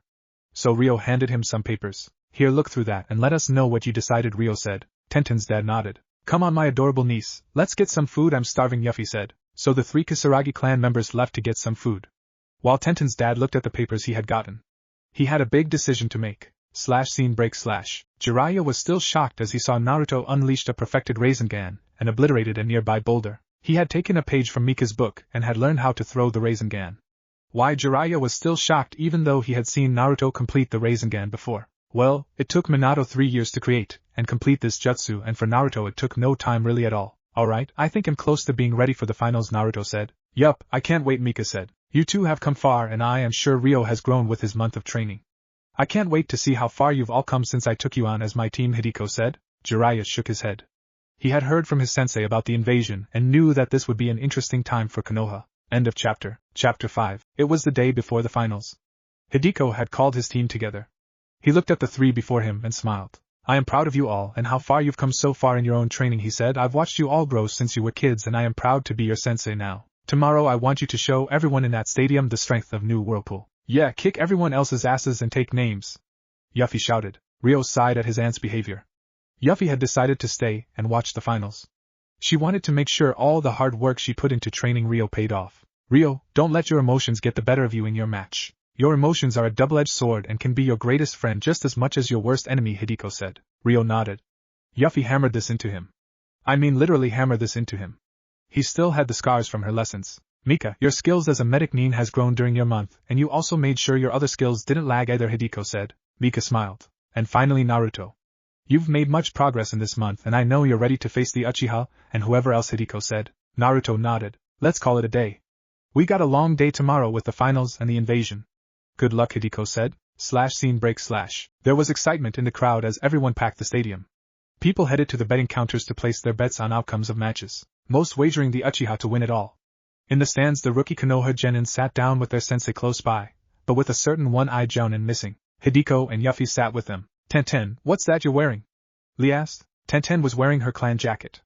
The emblem of her clan was on the back. It was a large whirlpool and inside it was 2 crossed kunais, a sword pointed directly down the middle of the crossed kunais, shurikens circled all around and a scroll on the bottom of the crossed kunais.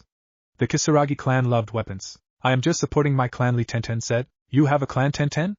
Guy asked, shocked upon hearing this info. Yup, that's my niece and I am Yuffie Kisaragi, #1 kunoichi of the Kisaragi clan. Yuffie proclaimed. The Konoha shinobi looked at Yuffie and blinked.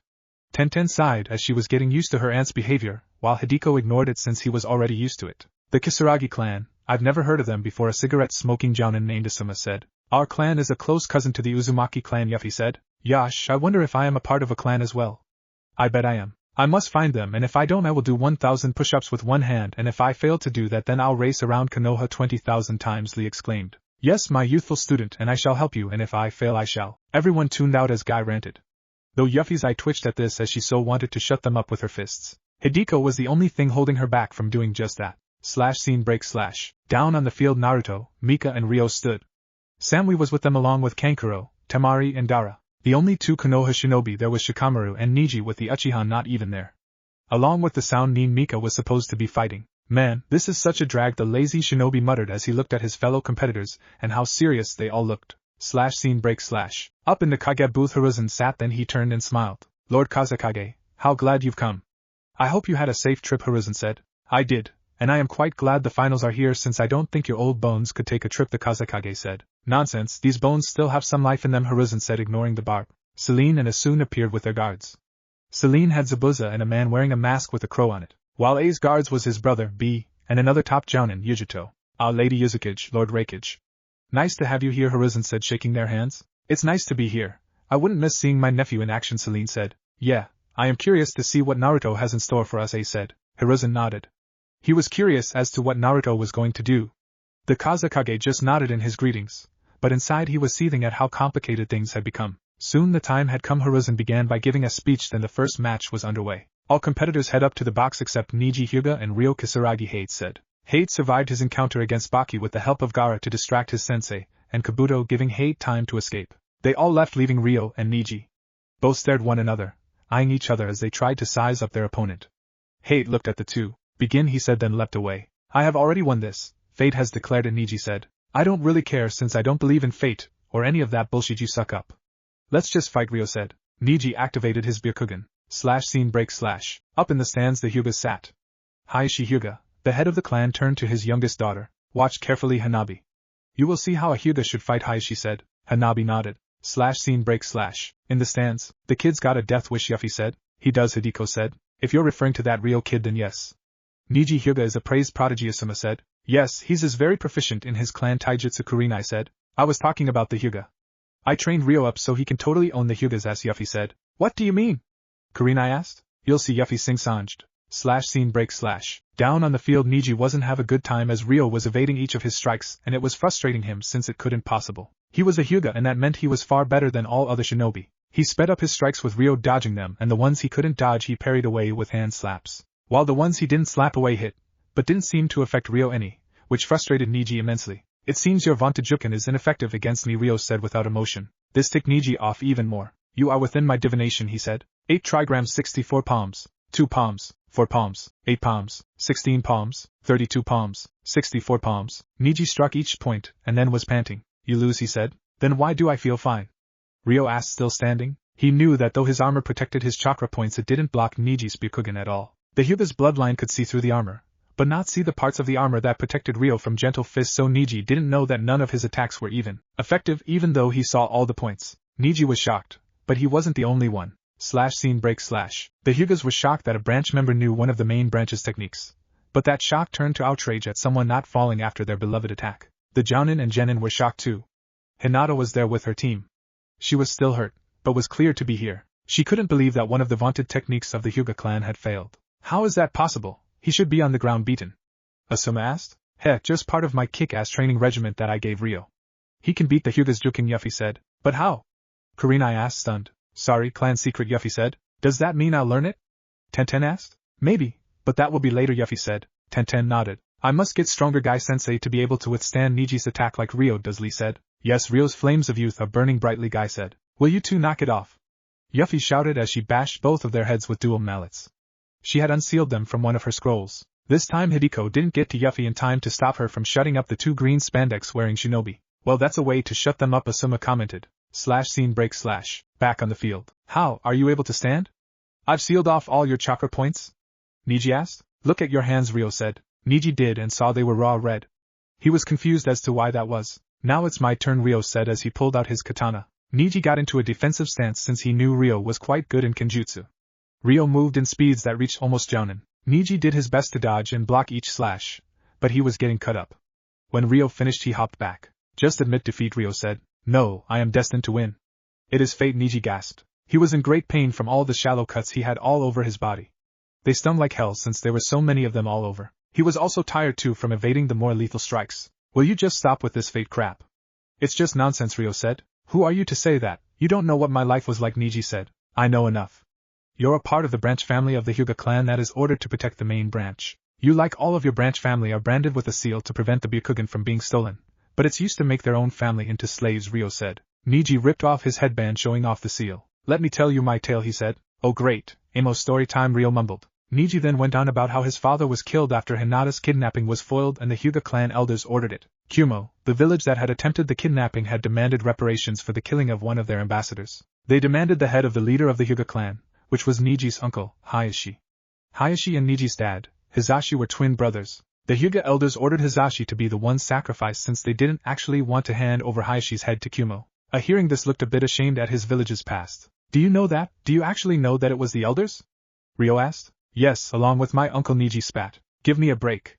I'm sure there's another explanation. Like maybe your father took your uncle's place. Your uncle wanted to be the one, but your father stepped in because he loved his brother and did it to protect his brother, Ryo said. Silence, you don't know anything, Niji said. I sort of do. You see, the Kisaragi clan is a close cousin to the Uzumaki clan. Our clan had vowed to be the bodyguards of the Uzumaki clan, so we're kind of alike, Ryo said. If I was in that position your father was in, I know I'd do the same thing to save my brother. Niji charged in and Ryo smirked. He stabbed his katana into the ground and jumped back, and then a bright flash covered the field that came from the katana. When it ended and everyone had their vision back, they saw Niji on the ground rolling around in pain. He was clutching his eyes. Ryo walked over, pulling up his sword, and stepped on Niji's chest, placing the tip of his sword at Niji's neck. What Ryo did was drop a flash tag on the ground as he put his sword down to hide the dropping of the flash tag. Winner, Ryo Kisaragi. Hate said. Scene break / In the stands, the Hyuga were shocked at the outcome. Hayashi excused himself.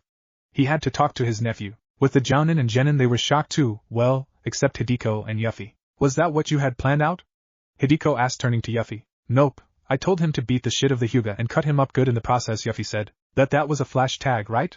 Kurenai asked, stunned. I think so, but I've never seen one so powerful before, Asuma said. Thank Naruto for that.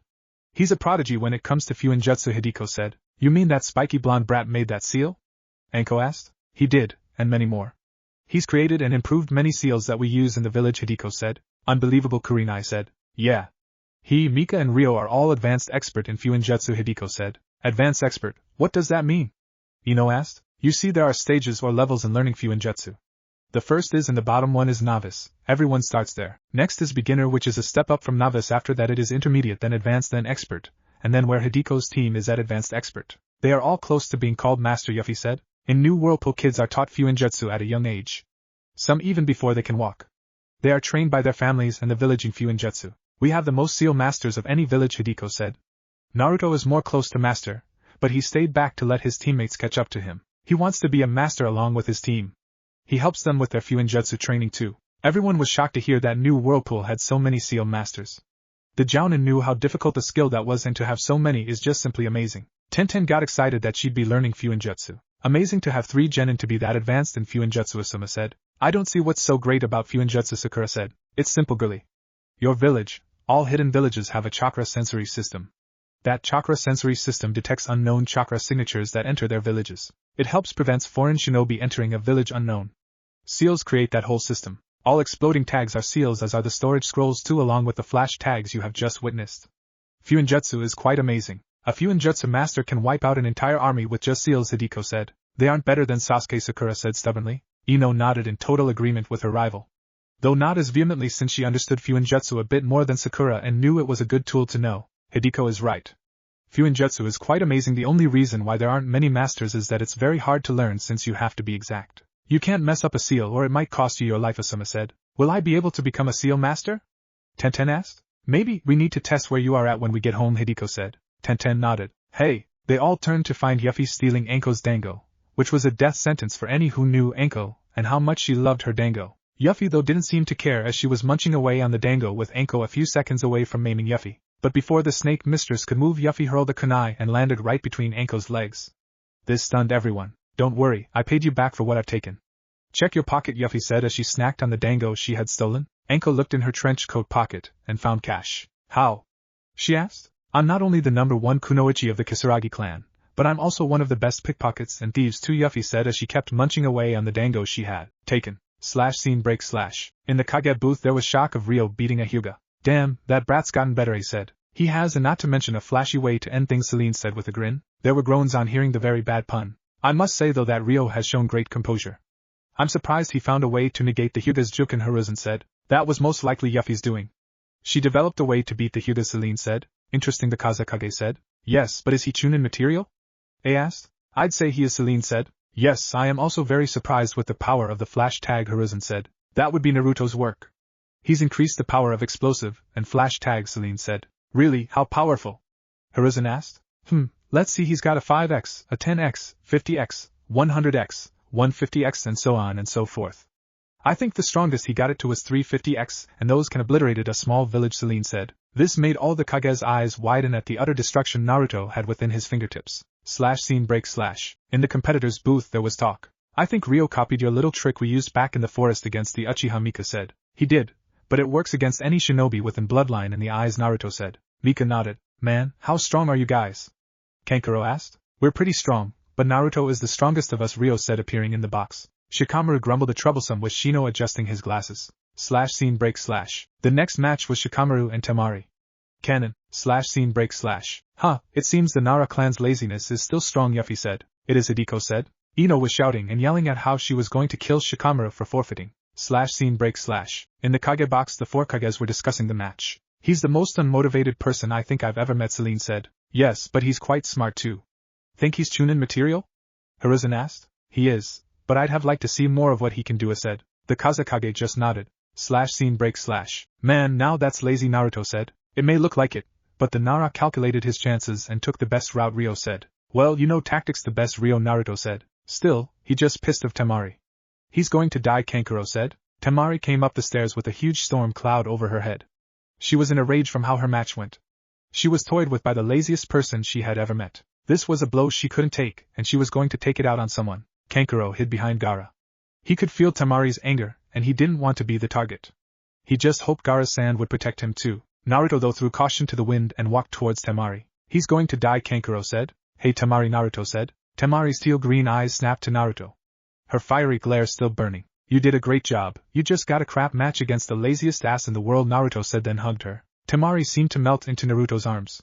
She didn't know how he did it, but he calmed her down with a few words and a hug. She hugged Naruto back, making sure she pressed herself quite snugly against Naruto so he could feel her womanly assets. Thank you, Naruto, she said into Naruto's ear. Sami saw this and frowned. Mika sighed and shook her head. She knew this was really going to be trouble later on. Why does Naruto have to be such a nice guy? She thought. Kankuro looked out from behind Gaara. How'd he survive? He thought. Scene break / The next match was Samui and Gaara. Samui and Gaara made it to the field and looked at each other. Samui knew that with Gaara being a Jinchuriki that meant she'd need to be more on guard. Gaara had more chakra than her, and could easily outlast her if sparring with Naruto in the past was any indication. She needed to finish this quick. Ready? Hate asked. Samui and Gaara nodded. Begin. Hate shouted. Samui jumped back and performed some hand signs and fired off a blast of lightning. A wall of sand stopped the attack. It's going to take more than that, Gaara said. I know that, Samui said. Then try this, Gaara said. Soon sand made into fists came flying out. Samui dodged them all, but they were getting faster and faster that she was having trouble. She then did some quick hand signs and lightning fired off, incinerating the sand fists. Gaara stopped his attack and began his next step of his plan. He sank into the sand, making Samui on edge as she did her best to sense where Gaara would be coming from. He's so in tune with the earth that it's hard to pinpoint where he is, Samui thought as she kept her eyes and ears open. Gaara then rose from the ground to grab Samui, but she jumped up just mere seconds from being captured. She hurled a smoke bomb down on the ground to give her a chance to escape. Smoke covered the area. Scene break / Man, this is an intense fight, Ryo said. It is. Samui is not underestimating Gaara at all, Naruto said. What do you think her next move is? Mika asked. Not sure, Naruto said. Meanwhile, with the other two Sand siblings, have you ever seen Gaara go so easy on anyone? Kankuro asked. She's a friend and Naruto's taught him that friends don't hurt each other needlessly. He's only going to incapacitate her, Temari said. Scene break / In the stands. Ah man, why all this smoke? Kiba grumbled. A very smart move. She got away and can regroup, Kurenai said. Yes, she's a very resourceful one, Yuffie said. Makes you wonder what's going to happen next, Asuma said. I just want the smoke gone. Where's the action, Anko said. Scene break / Back down on the field, the smoke finally cleared. Samui was on the side of the wall so she'd be safe from any attacks from Gaara. Gaara was standing there with his arms folded, waiting. Samui leapt off the wall and charged in. Everyone looked at her like she was crazy since they saw the wall of sand Gaara had put up before to defend himself. But as Samui hit the wall of sand, it turned out to be a lightning clone. The real Samui came out of nowhere, it seemed, but she had on a low-power genjutsu to disguise herself.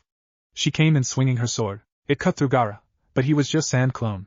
Sami was surprised by this, and before she could react her legs were encased with sand. She struggled to get out, but she knew she was stuck. Yield, Gaara said as he appeared from underground. He had a pike made of sand aimed at Sami's neck. Sami sighed and yielded. Winner, Gaara hate said. Scene break / Everyone was surprised by this. Wow, now that was an interesting match, Hideko said. But it wasn't very exciting, Yuffie pouted. Yeah, it wasn't, Anko said with a pout on her face. It seemed Anko and Yuffie had bonded during the match. They were sharing a huge cache of dango between themselves. Kurenai wasn't sure about this whole bonding thing at all. Scene break / In the Kage booth, the 4 village leaders discussed the results. Sami is quite talented. She just had a bad hand dealt to her, Celine said. I agree, Sami showed great tactics, they said. And what about Gaara? Hiruzen asked. He's shown skill and tactics as well. I think he's worthy of chunin, Celine said. I agree, said. The Kazekage said nothing even though they were discussing his own son. Scene break / I feel sorry for Sami, she had an uphill climb, Mika said. Yes, but she gave it her best effort, Ryo said. Naruto said nothing as he was preparing himself for his own match. Scene break / Next match. Mika Uzumaki vs. Dosa Kinuta Hate said. Mika jumped down and was ready to fight, but Dosa never showed. They waited the allotted time and Dosa was disqualified. Mika frowned since she was ready to fight, but had moved on without fighting. She got back up to the competitor's box. Naruto hugged her. Don't worry, you'll have an opponent next time, Naruto said. Yeah, and this give you a better chance. You are fully rested unlike your opponent might be, Ryo said. Thanks guys, Mika said with a smile. The next match, Naruto Uzumaki vs. Sasuke Uchiha Hate called. Naruto leapt down and no sign of Sasuke. Scene break / I do hope this isn't a pattern. I was looking forward to this match, he said. Yes, so was I, Celine said. Find Kakashi, Hiruzen said. Scene break / Oh man, another one. Come on, Anko whined. Yeah, I want to see Naruto beat the snot out of the Uchiha, Yuffie grumbled. What makes you think Naruto would win? Asuma asked. Easy, Naruto is the top genin of Whirlpool. He's the best in all areas and has been known to sparring against chunin in the village and the occasional jounin, Yuffie said. You let a genin spar against chunin and jounin? Kurenai asked, shocked. Of course, it's the only way we of New Whirlpool think will help our shinobi get stronger. They face someone stronger than them. It not only gives the genin knowledge of facing a stronger opponent, but also gives lessons to the chunin and jounin, Hideko said. Plus we make sure it doesn't go too far anyway, Yuffie said. What kind of lesson? Asuma asked. Never underestimate your opponent no matter the level. Genin are still capable shinobi after all. When it comes to fighting in the field, rank means nothing, Hideko said. The jounin and special jounin had to agree with that. They understood that even a genin can cause trouble for an experienced shinobi since they use tricks that the experienced ones would forget.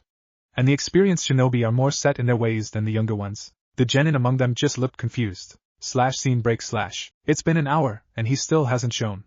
I think this is grounds to disqualify the Uchiha, he said. I agree, for him to have the nerve to be this late shows he's not ready for the responsibility of being a chunin, Celine said. Give him a bit more time, I am sure he'll show, the Kazekage said. I say no, he doesn't deserve it for making us wait this long, he said. Celine just nodded. What about if he loses his chance at a promotion, but he still gets to fight? The Kazekage suggested. No way, he's lost that right too for being tardy and making us wait for him, Celine said. I agree. He is a shinobi and has to learn to be on time no matter if he's a genin or jounin, said. But so many people have come out to see the Uchiha fight, the Kazekage argued. It's not our fault that he failed to show. He can only blame himself for that, he said. Yes, the Uchiha shouldn't be given any kind of favoritism at all. He just another shinobi in the ranks, Celine said. Hiruzen sighed, but he could see the points Celine and A was making. He motioned to an Umbu and whispered in their ear. The Umbu nodded and shined away. Scene break / Naruto was sitting there meditating as he waited. He had nothing better to do really. Hate was bored and then Umbu whispered into his ear. He nodded. Sasuke Uchiha is disqualified for not showing. Winner Naruto Uzumaki, the jounin said. There was shouts of outrage from the crowd who were Sasuke supporters. They booed and jeered. Naruto just shined back up to the box. Well, that was lackluster, he said to his team. I agree, but a wise decision by the Kages. The Uchiha didn't deserve to even fight if he doesn't even show up on time, Ryo said. Tell that to the crowd, Kankuro said. Scene break / Sakura and Ino were a part of the shouting. They can't do that, Sakura shouted. Yeah, Sasuke should be able to fight. They can't disqualify him, Ino said. They just did now. Shut up, Yuffie growled as she unleashed her Ki on the two fangirls. This piped them down, but they glared at Yuffie, who then brandished a huge-ass meat cleaver-like sword. You've got something to say?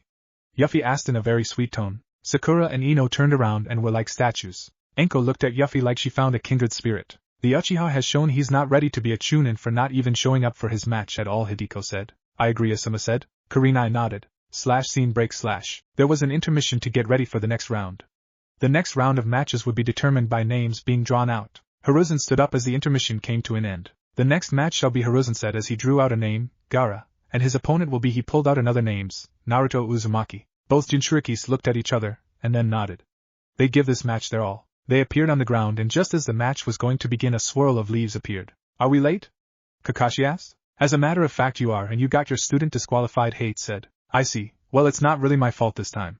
Sasuke here wanted to put in some more training and I couldn't find him, Kakashi said as he rubbed the back of his neck. He was telling the truth this time since he went to get Sasuke, but couldn't find him at all and had to look all over to find him. Whatever, Kakashi, can you and your student leave so I can begin the next match? Hate asked. I'm an Uchiha, they can't do this to me, Sasuke declared. I really don't care who you are, Genin. You were disqualified due to being a no-show for your match. Next time be on time, Hate said in an uncaring tone. Sasuke glared at Hate. Leave the field, Uchiha. You're not only disgracing yourself, but your village with your behavior, Gaara said. Yeah, we've got a match to start, and you're holding us up, Naruto said, adding in his 2 cents. Sasuke glared at Naruto and pushed Kakashi's hand off of his shoulder and charged at Naruto. He was going to show Naruto who was stronger, but before he could even get close to Naruto his feet got stuck. He looked down and saw that there was sand wrapped up to his ankles. The Uchiha struggled to get out, but he could barely move an inch. You have already disgraced yourself and your village for not showing up, and now you're making it worse by attacking shinobi who is related to the Uzukage without a reason. You could start a war with New Whirlpool for your actions, Gaara said. Release me, I am an Uchiha, Sasuke growled. No, Gaara said calmly. Sasuke snarled as he tried harder to get himself free from the sand, unaware that everyone was watching the scene. Kakashi, please take your student before he disgraces you, himself and Konoha even more than he already is, Naruto said. Kakashi sighed and nodded. He grabbed Sasuke and after making sure he had a firm grip on the Uchiha, he nodded to Gaara to release his hold and then shined them away. Well, now that little production is over. Let's get this match started, Naruto said as he cracked his knuckles. Yes, let's get to it, Gaara said. Hate looked at the two and nodded. The second round of the chunin exams is ready to commence. The match between Gaara and Naruto Uzumaki begin. Gaara started off by hurling sand-made spears at Naruto. Naruto dodged them and went through hand signs and created a sword made out of water and hacked and slashed through all the sand spears. Scene break / Incredible. I've never seen a jutsu like that before, Asuma said. Yeah, the brat can go, Anko said. Of course he's good. He's an Uzumaki and they are some of the best, Yuffie said proudly. Kakashi and Sasuke arrived and Kakashi plopped Sasuke right between his 2 biggest fans. Sasuke was angry with his new situation and tried to leave, but with Sakura and Ino on either side of him made it hard. They were smothering him. All he could do was glare down at the field knowing that he should be done there fighting Naruto, not Gaara. Troublesome. That's why I bailed when I could, Shikamaru said as he watched the match. Ah, come on, Shikamaru. This is totally awesome. I just wished I was down there, then I'd show them who the top dog really is, Kiba said. Didn't you get your butt handed to you by Naruto in your match? Tenten asked with a smirk. Kiba grumbled at this. Hey, cheer up, Biscuit Breath. You got that far in your first chunin exam, Yuffie said. What did you call me? Kiba asked. I called you Biscuit Breath because it sounds right since that's what your breath smells like, Yuffie said like it was the most obvious thing in the world. Kiba growled and looked ready to attack Yuffie. Kiba, have you been eating those dog biscuits again? I told you they are for the Nika and not for you, a teenage girl with brown hair and markings on her face. Hey Hana, grab a seat, Anko said smiling at the newcomer. Hana smiled as she sat down. This Hana is my new best friend, Yuffie. She's so awesome, Anko gushed. Hana looked shocked at Anko's behavior and looked to Kurenai for an explanation. From the look the female Inuzuka was getting from the Genjutsu mistress, she saw that this was true. Mainly since Kurenai looked like she was getting a migraine. Hana looked back to Anko who was looking at Yuffie like Yuffie was her idol. Yuffie meanwhile was laughing her ass off since Kiba actually eats dog biscuits. Scene break / Back to the match. Gaara evaded Naruto's blade made of water and threw Naruto back with a huge fist made of sand. Naruto skidded back, but then stood up breathing a little hard, but wasn't hurt badly at all. You've gotten better, Gaara commented. Yeah, well, I knew I needed to, Naruto said as he wiped his mouth. But before they could go into another bout, feathers floated down causing everyone in the stadium to fall asleep except for those shinobi keen enough to break out of it. Soon explosions were heard. Shit. The invasion, Naruto grumbled since he was getting into the match. He and Gaara jumped up and there they were met with Temari, Kankuro, Samui, Karui and Oma. What are our orders, Naruto? Ryo asked. Scene break / In the Kage booth the explosions went off. The Kazekage revealed himself to be Orochimaru. The snake Sannin was so confident that his plan would still work even with all the hiccups and glitches it had. He grabbed Hiruzen and then pulled him up. Selene and A followed up and soon the 3 Kages were locked inside a barrier. The Umbu and Selene and A's guards stood outside not sure what to do. Scene break / Meanwhile there was fights breaking out all over the stadium as well as outside it too, with Sao Nin attacking as well as Suna Nin too. The Jounin were fighting. Yeah, now this is awesome. Yuffie shouted as she pulled out a big-ass sword that was twice as big as herself from one of her scrolls. She then laughed in a maniacal as she swung it around like it weighed nothing. Anko had stars in her eyes. Hideko sighed and shook his head as he took down another 2 Chunin. The Konoha Jounin joined in with Guy already challenging Kakashi to see how many opponents each can take out. Whenever Guy remarked about his score, Kakashi would one-up him, which made the green spandex-wearing Jounin shouted about something then declare his flames of youth as he took on more enemy Nin. End of chapter. Previously in chapter 5. But before they could go into another bout, feathers floated down, causing everyone in the stadium to fall asleep except for those shinobi keen enough to break out of it. Soon explosions were heard. Shit, the invasion, Naruto grumbled since he was getting into the match. He and Gaara jumped up and there they were met with Temari, Kankuro, Samui, Karui and Oma. What are our orders, Naruto? Ryo asked. Scene break / In the Kage booth the explosions went off. The Kazekage revealed himself to be Orochimaru. The snake Sannin was so confident that his plan would still work even with all the hiccups and glitches it had. He grabbed Hiruzen and then pulled him up. Celine and A followed up and soon the 3 Kages were locked inside a barrier. The Umbu and Celine and A's guards stood outside not sure what to do. Scene break / Meanwhile there was fights breaking out all over the stadium as well as outside it too, with Sound Nin attacking as well as Suna Nin too. The Jounin were fighting. Yeah, now this is awesome. Yuffie shouted as she pulled out a big-ass sword that was twice as big as herself from one of her scrolls. She then laughed in a maniacal as she swung it around like it weighed nothing. Anko had stars in her eyes. Hideko sighed and shook his head as he took down another 2 Chunin. The Konoha Jounin joined in with Guy already challenging Kakashi to see how many opponents each can take out. Whenever Guy remarked about his score, Kakashi would one-up him, which made the green spandex-wearing Jounin shouted about something then declare his flames of youth as he took on more enemy Nin. Chapter 6. Okay, here's what we're going to do, Naruto said firmly. The Sand siblings, Mika, Ryo, and the Kumo team looked at Naruto. Mika and Ryo will come with me and help out in the fights. Samui, you and your team help in the western sector. Sand Sibs, you go and head to the eastern sector, Naruto said. With orders they all left to take care of their duties. Naruto looked at Ryo and Mika. Well, let's get to kicking, but Naruto said. Scene break / The Jounin were all fighting. They had awoken the genin that had fallen asleep due to the mass genjutsu. They ordered them to help evacuate the civilians. Oh yeah, come to mama, boys. Yuffie shouted as she wiped out 5 Chunin with one swing of her huge sword. She's insane, Hana said. I know, isn't she amazing, Anko said in total fangirl mode. Anko, quit fawning and get back to fighting, Asuma said. Shut it, Smokey. I can fawn over my new idol and kick ass at the same time, Anko said as she hurled 3 kunai killing 3 Chunin. That's the way. Yuffie shouted as she jumped into the fray. Anko of course followed right after in excited fashion. Kurenai sighed as she dodged a kunai. She just knew this was going to be so troublesome. Guy was keeping up the competition with Kakashi with how many enemies they beat. Whenever Guy announced his new number, Kakashi would reply with a number 1 higher than Guy's. This would make the green spandex-wearing Jounin shout loudly about flames of youth and how he'd beat Kakashi's number. Scene break / On the roof inside the barrier, Celine and A stood with Hiruzen. They were facing Orochimaru. It saddens me that you've decided to do this, my old student, Hiruzen said, frowning. Really, sensei? I believe that this is a long time coming. You have no idea how long I have planned this. The day I kill you, Orochimaru said. I'll bet. You probably had many wet dreams about this moment, Celine commented. I didn't count on you coming in, but it matters not. I'll kill all of you, Orochimaru said, ignoring the wet dreams comment. Cocky little albino, isn't he? A commented. Always was, Hiruzen said. Enough, your time has come, Orochimaru said. He then performed the jutsu, and Hiruzen's eyes widened when he realized what Orochimaru was doing. You dare bring back the dead? He knew you'd figure it out, Sensei, Orochimaru said with a smirk. What's going on here? A asked, confused. Orochimaru is attempting Edo Tensei.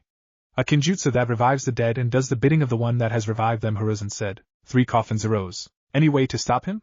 Celine asked. Yes, we must destroy those coffins before he can finish, Hiruzen said. That's all, Celine said, like she expected there to be something more to it. This made Hiruzen and a look at her.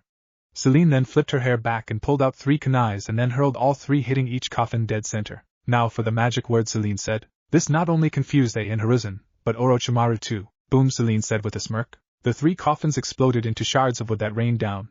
This of course shocked everyone who had seen the sight. The explosions were so loud that everyone would have a ringing in their ears for a while. What the hell was that? A asked as his ears were slightly ringing from the explosions. I told you Naruto improved exploding tags. The ones I used were a special kind. Kunais with build-in exploding seals. No need to wrap a tag on a kunai, Celine said, unaffected at all by the blasts. But that powerful? Hiruzen asked as he put a finger in his ear hoping to stop the ringing. Yup, those were the 250x, Celine chirped. Orochimaru's shock turned into rage of how easily his plan was thwarted. You'll be the first I kill, he said as he charged at Celine. Scene break / Outside the barrier, Crow and Zabuza looked at what happened and nodded. They pulled out their kunais and then moved to opposite sides of the barrier. They hurled their kunais and said the magic words as soon as the kunai hit their marks. 4 simultaneous explosions occurred, dropping the barrier. Well, what the hell are you waiting for? Zabuza asked to the shocked Umbu. Scene break / Naruto, Mika and Ryo were fighting off Suna and Sound Shinobi. Naruto sensed an attack from his back and ducked just in time. He turned to find Sasuke staring him down with his Sharingan active. What the hell, Uchiha? Naruto shouted. I've waited long enough. You will fight me now, Uzumaki, Sasuke said with great malice. Damn it, Uchiha, we're in the middle of fighting an invasion here. It's not time to get all emo like Naruto said. Sasuke then charged in to attack Naruto, and Ryo dashed in and kicked Sasuke aside. Use your head, Uchiha. Now is not the time, Ryo said. Out of my way. I will not have you interfere, Sasuke said. Ryo looked ready to fight. Stand down, Ryo. If this idiot wants to fight me, I will, Naruto said with a sigh. Naruto, Mika began. No way around it, Mika. But make sure you record everything, Naruto said. Mika nodded and used a few Kage Bushin, and those clones spread out and set up seals that would record everything. What also helped was that the 3 of them cleared out this area, so they had no enemies around disturbing them at the moment. Okay, Uchiha. You want to fight?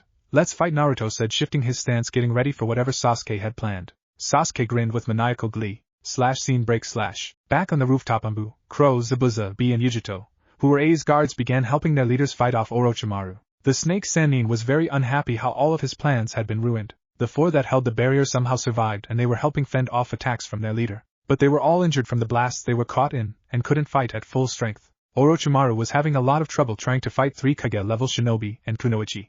He evaded A and Hiruzen, but that landed him with Selene. Selene pulled out 2 seals and slapped them on Orochimaru's arms. She then activated them, and a sharp searing pain ran up and down the snake Sannin's arms. My arms, what have you done?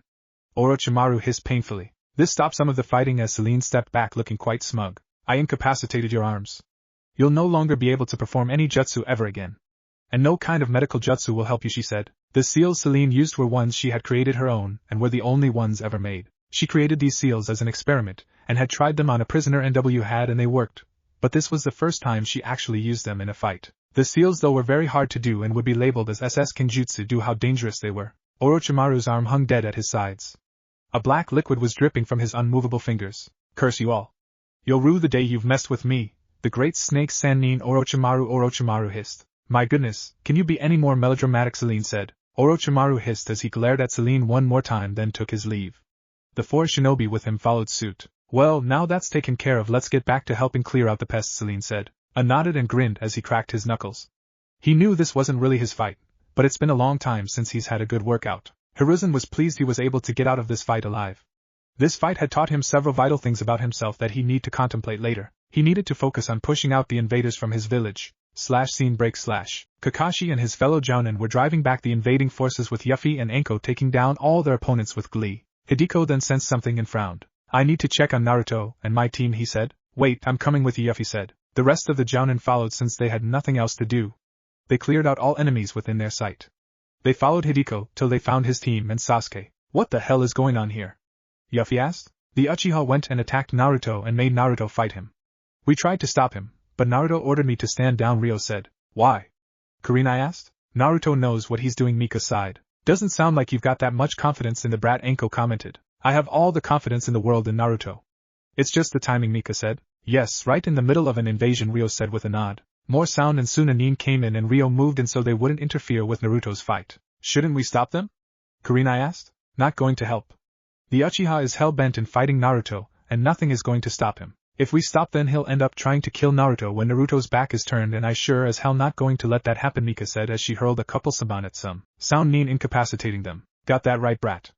No Uzumaki has ever died on my watch, and I sure as well not going to let that trend to begin, Yuffie said. The Konoha Jounin weren't sure what to do really. Scene break / Sasuke was trying to get through Naruto's defenses, but no matter how many angles he tried he couldn't. Naruto, however, wasn't doing much. He was just defending himself, letting Sasuke wear himself out so he didn't waste as much energy fighting. Why won't you fight back? Afraid you'll lose to me?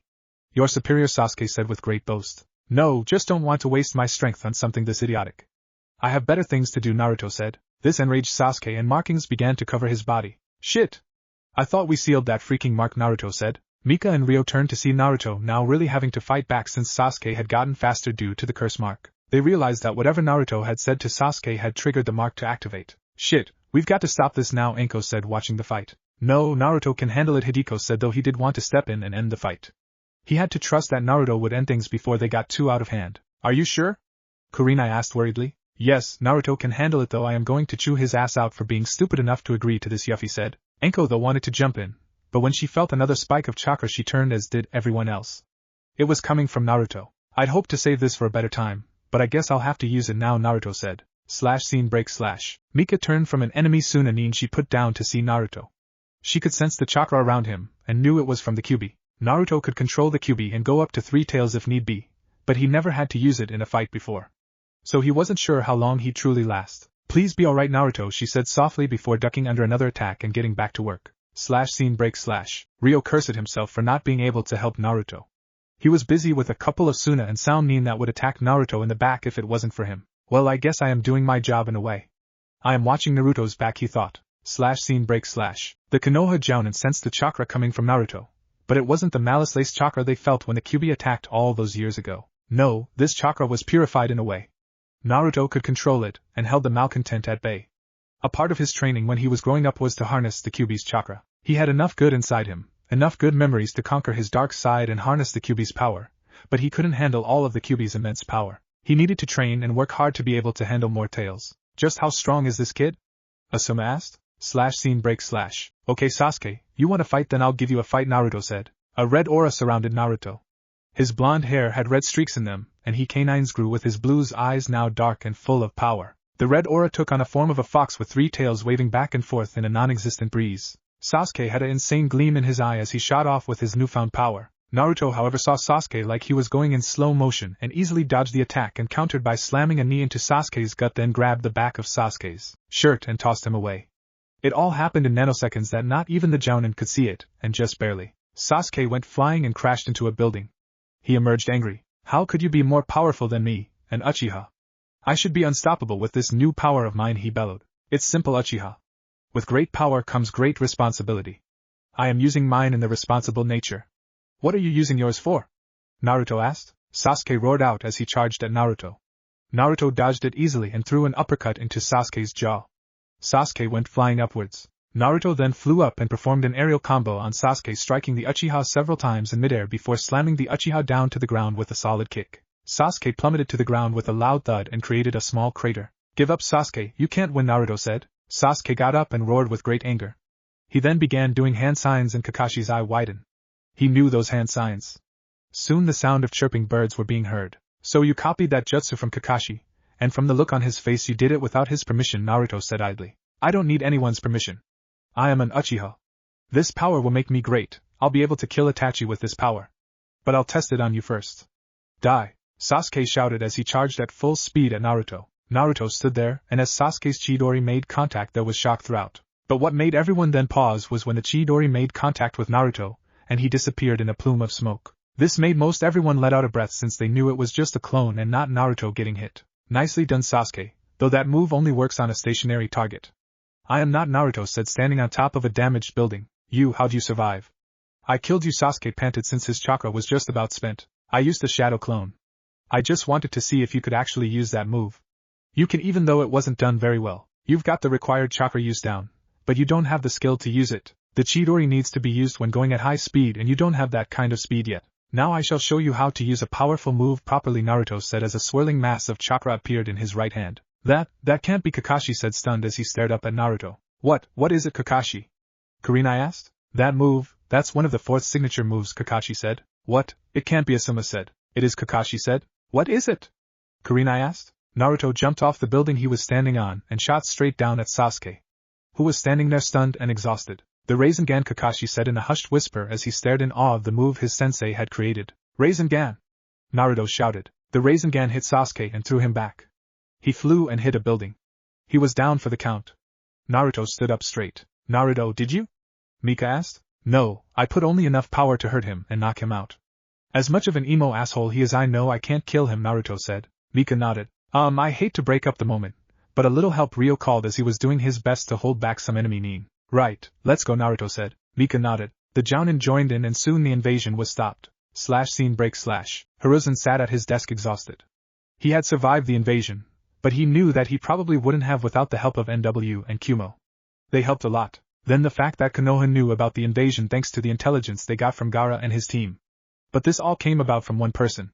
Naruto. This made Hiruzen smile, since even though Naruto was a shinobi from another village, he still deemed Konoha a place to protect. A knock on the door disrupted the old Hokage from his thoughts. Come in, he said. Lord Hokage. There's a council meeting, a shinobi said, and they didn't tell me, Hiruzen thundered. Scene break. In the council chambers there was debate going on what to do with Naruto, and with the whole Sasuke thing. That thing should be killed, it harmed our precious Uchiha, a council member said. There was general agreement from the civilian council side. You'd risk war with New Whirlpool for such a minor slight? Shikaka asked tiredly. Minor? Sasuke Uchiha isn't minor at all.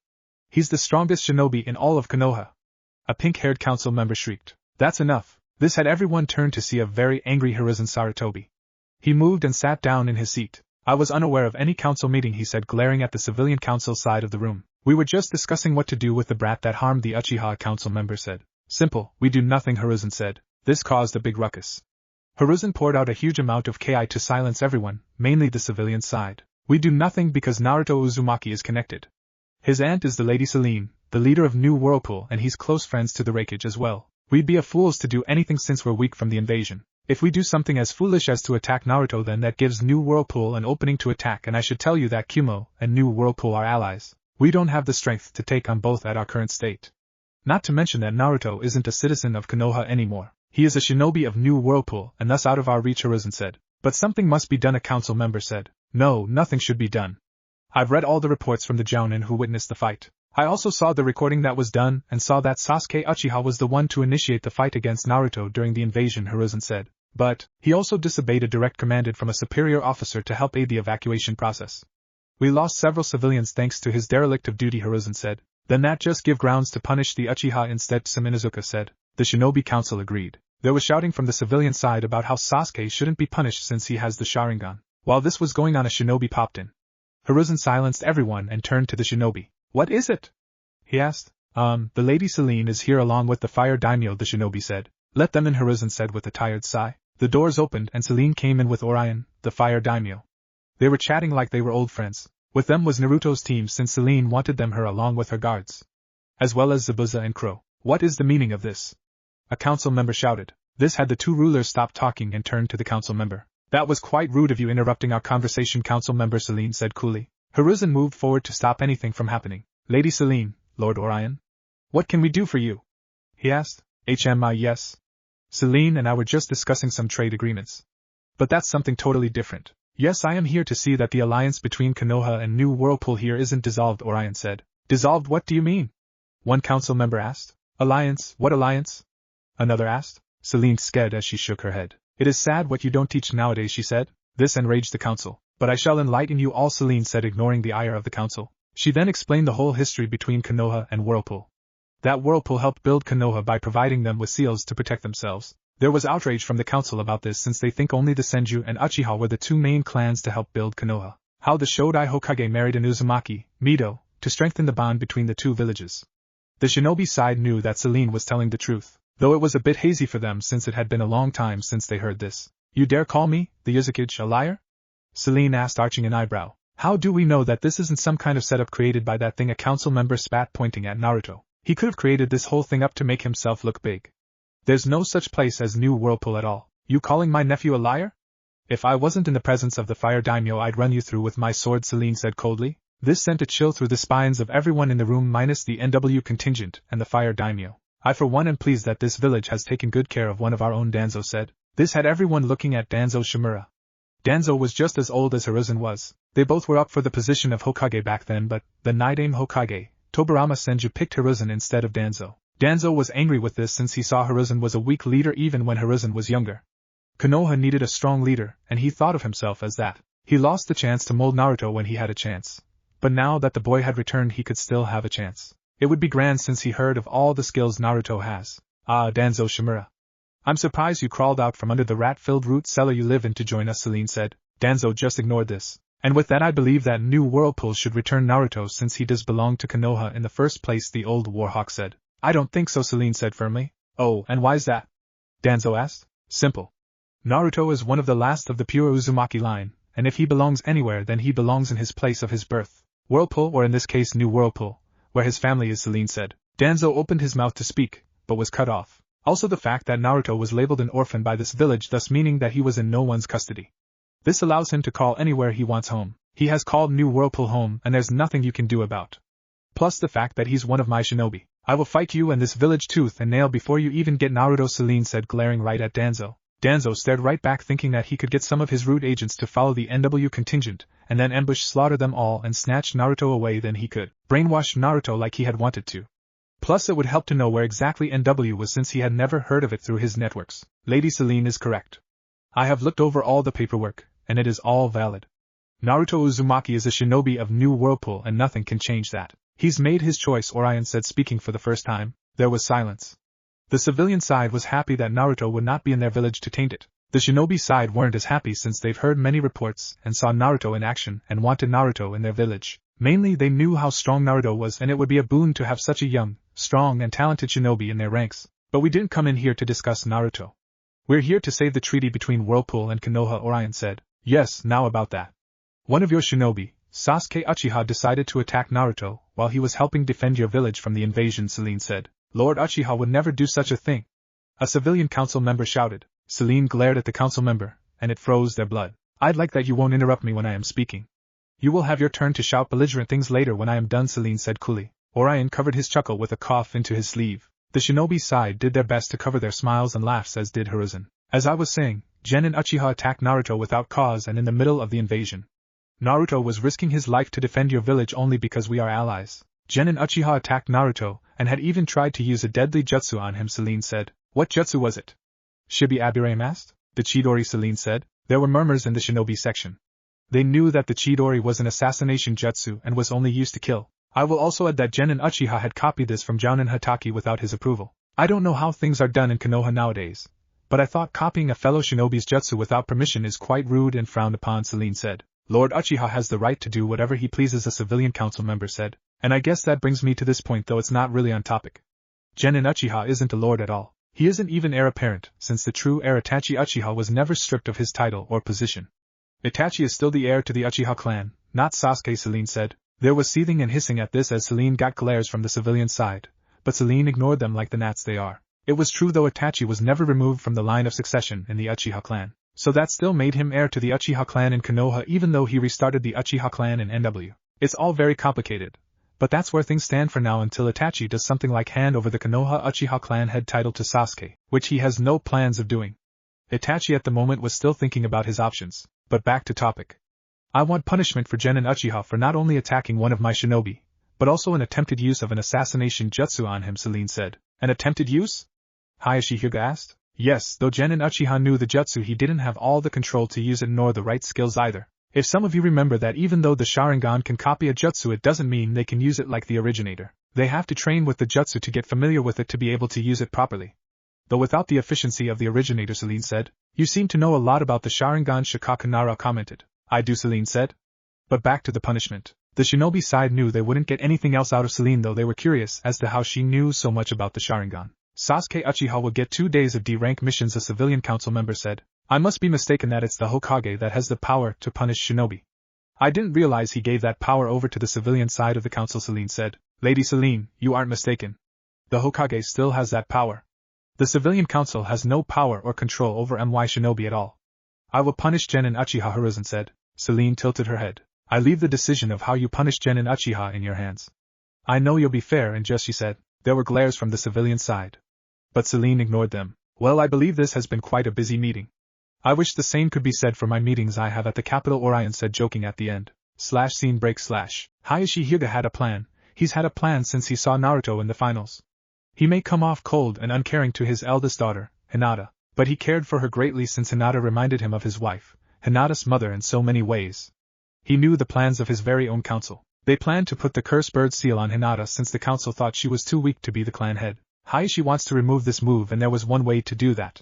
He need to talk to the Uzukage, though. Lady Celine, Hayashi said. Yes, Lord Hyuga, Celine said. I would like to talk to you if I could, Hayashi said. Very well, Celine said. She and Hayashi left with Zabuza and Crow following Celine. This left Naruto's team. Well, what should we do now? Naruto asked. Not sure. The original plan was to leave after getting this settled. But that's out the window, Ryo said. Let's just wander around, Mika said. Sounds good, Naruto said. So the three walked around the village watching it getting rebuilt after the invasion. So Naruto, has the wounds healed? Mika asked. Yeah, they have, Naruto said with a nod. Mika was so happy that Naruto's wounds that this village has caused Naruto had healed. Now Naruto can truly move on with his life. What are you doing here? Naruto's team turned to see the pink-haired girl, Sakura. We're here still since Lady Selene is still, Ryo said. You hurt Sasuke. Sakura screeched, pointing at Naruto. I only hurt him because he was trying to kill me. What do you expected me to do, just let him kill me? Naruto asked. Sakura was quite angry after hearing how Sasuke was hurt. She wasn't about to take it, and she pulled out a kunai and charged at Naruto, but before she could even get close to him she was nabbed. Her own kunai was pointed at her throat as her other arm was pulled behind her back painfully. Not smart, girly, Yuffie growled. Yuffie, you still here? Naruto said. Yup, I wanted to spend some more time with my new best friend Anko, Yuffie said. Hey, you left me with the tab, Anko said as she appeared. Sorry, but Naruto was in trouble, and as a member of the Kisaragi clan I am swore to protect him and the Uzumaki clan from any danger, Yuffie said. She's nothing, Aunt Yuffie, just a fangirl, Ryo said. Still, Ryo, never let your guard down. It could be just a ruse, Yuffie said. I know, Aunt Yuffie, but she really is a fangirl, Ryo said. Huh, that explains how easy it is to take her down. No real kunoichi could be this weak, Yuffie said as she released Sakura. Sakura glared at Yuffie. You attacked a Konoha shinobi. I am going to arrest you, she said. I didn't attack you. I just put you in a simple hold that any real genin could get out of. Besides, I did it in protection of Naruto Uzumaki, who is the nephew of the Lady Selene, the Uzukage of New Whirlpool. And as for you arresting me, come on, I had you in a hold that any real kunoichi could get out of, Yuffie said. Besides, I saw it, and I saw nothing that would put Yuffie in the wrong, Anko said. Anko, you left and I had to pay for the food, again, Kurenai said as she appeared and looking unhappy. Ops, Anko said casually. What's going on here? Kurenai asked. After things were explained, Kurenai nodded. You could have caused an international incident, Harino. I will have to tell your Jounin-sensei and the Hokage about this, Kurenai said, glaring at Sakura. But he hurt Sasuke, Sakura whined, pointing at Naruto. He only did that since Sasuke Uchiha was attacking him without provocation. I was there and saw it, Kurenai said. Sakura pouted. Kurenai turned to Naruto's team. I hope this doesn't change your view of Konoha shinobi. Not all of us are like that, she said. Of course not, Jounin, Naruto said, bowing his head. After the excitement, Naruto, Mika and Ryo walked around some more. Yuffie decided to shadow them just in case more trouble showed. Anko joined, and since it seemed like fun, Kurenai went to report in and Sakura walked away sulking. They walked down the street till they met a familiar face. Hey Ryo, Tenten said. Hey Tenten, Ryo said, smiling. I just came to let you know that I talked to my dad and he's agreed to move. He and I will be going back to New Whirlpool with you, Tenten said. Yay! Yuffie shouted as she appeared and grabbed Tenten in a big hug and spun the young girl around. When Tenten was dropped, she was very dizzy.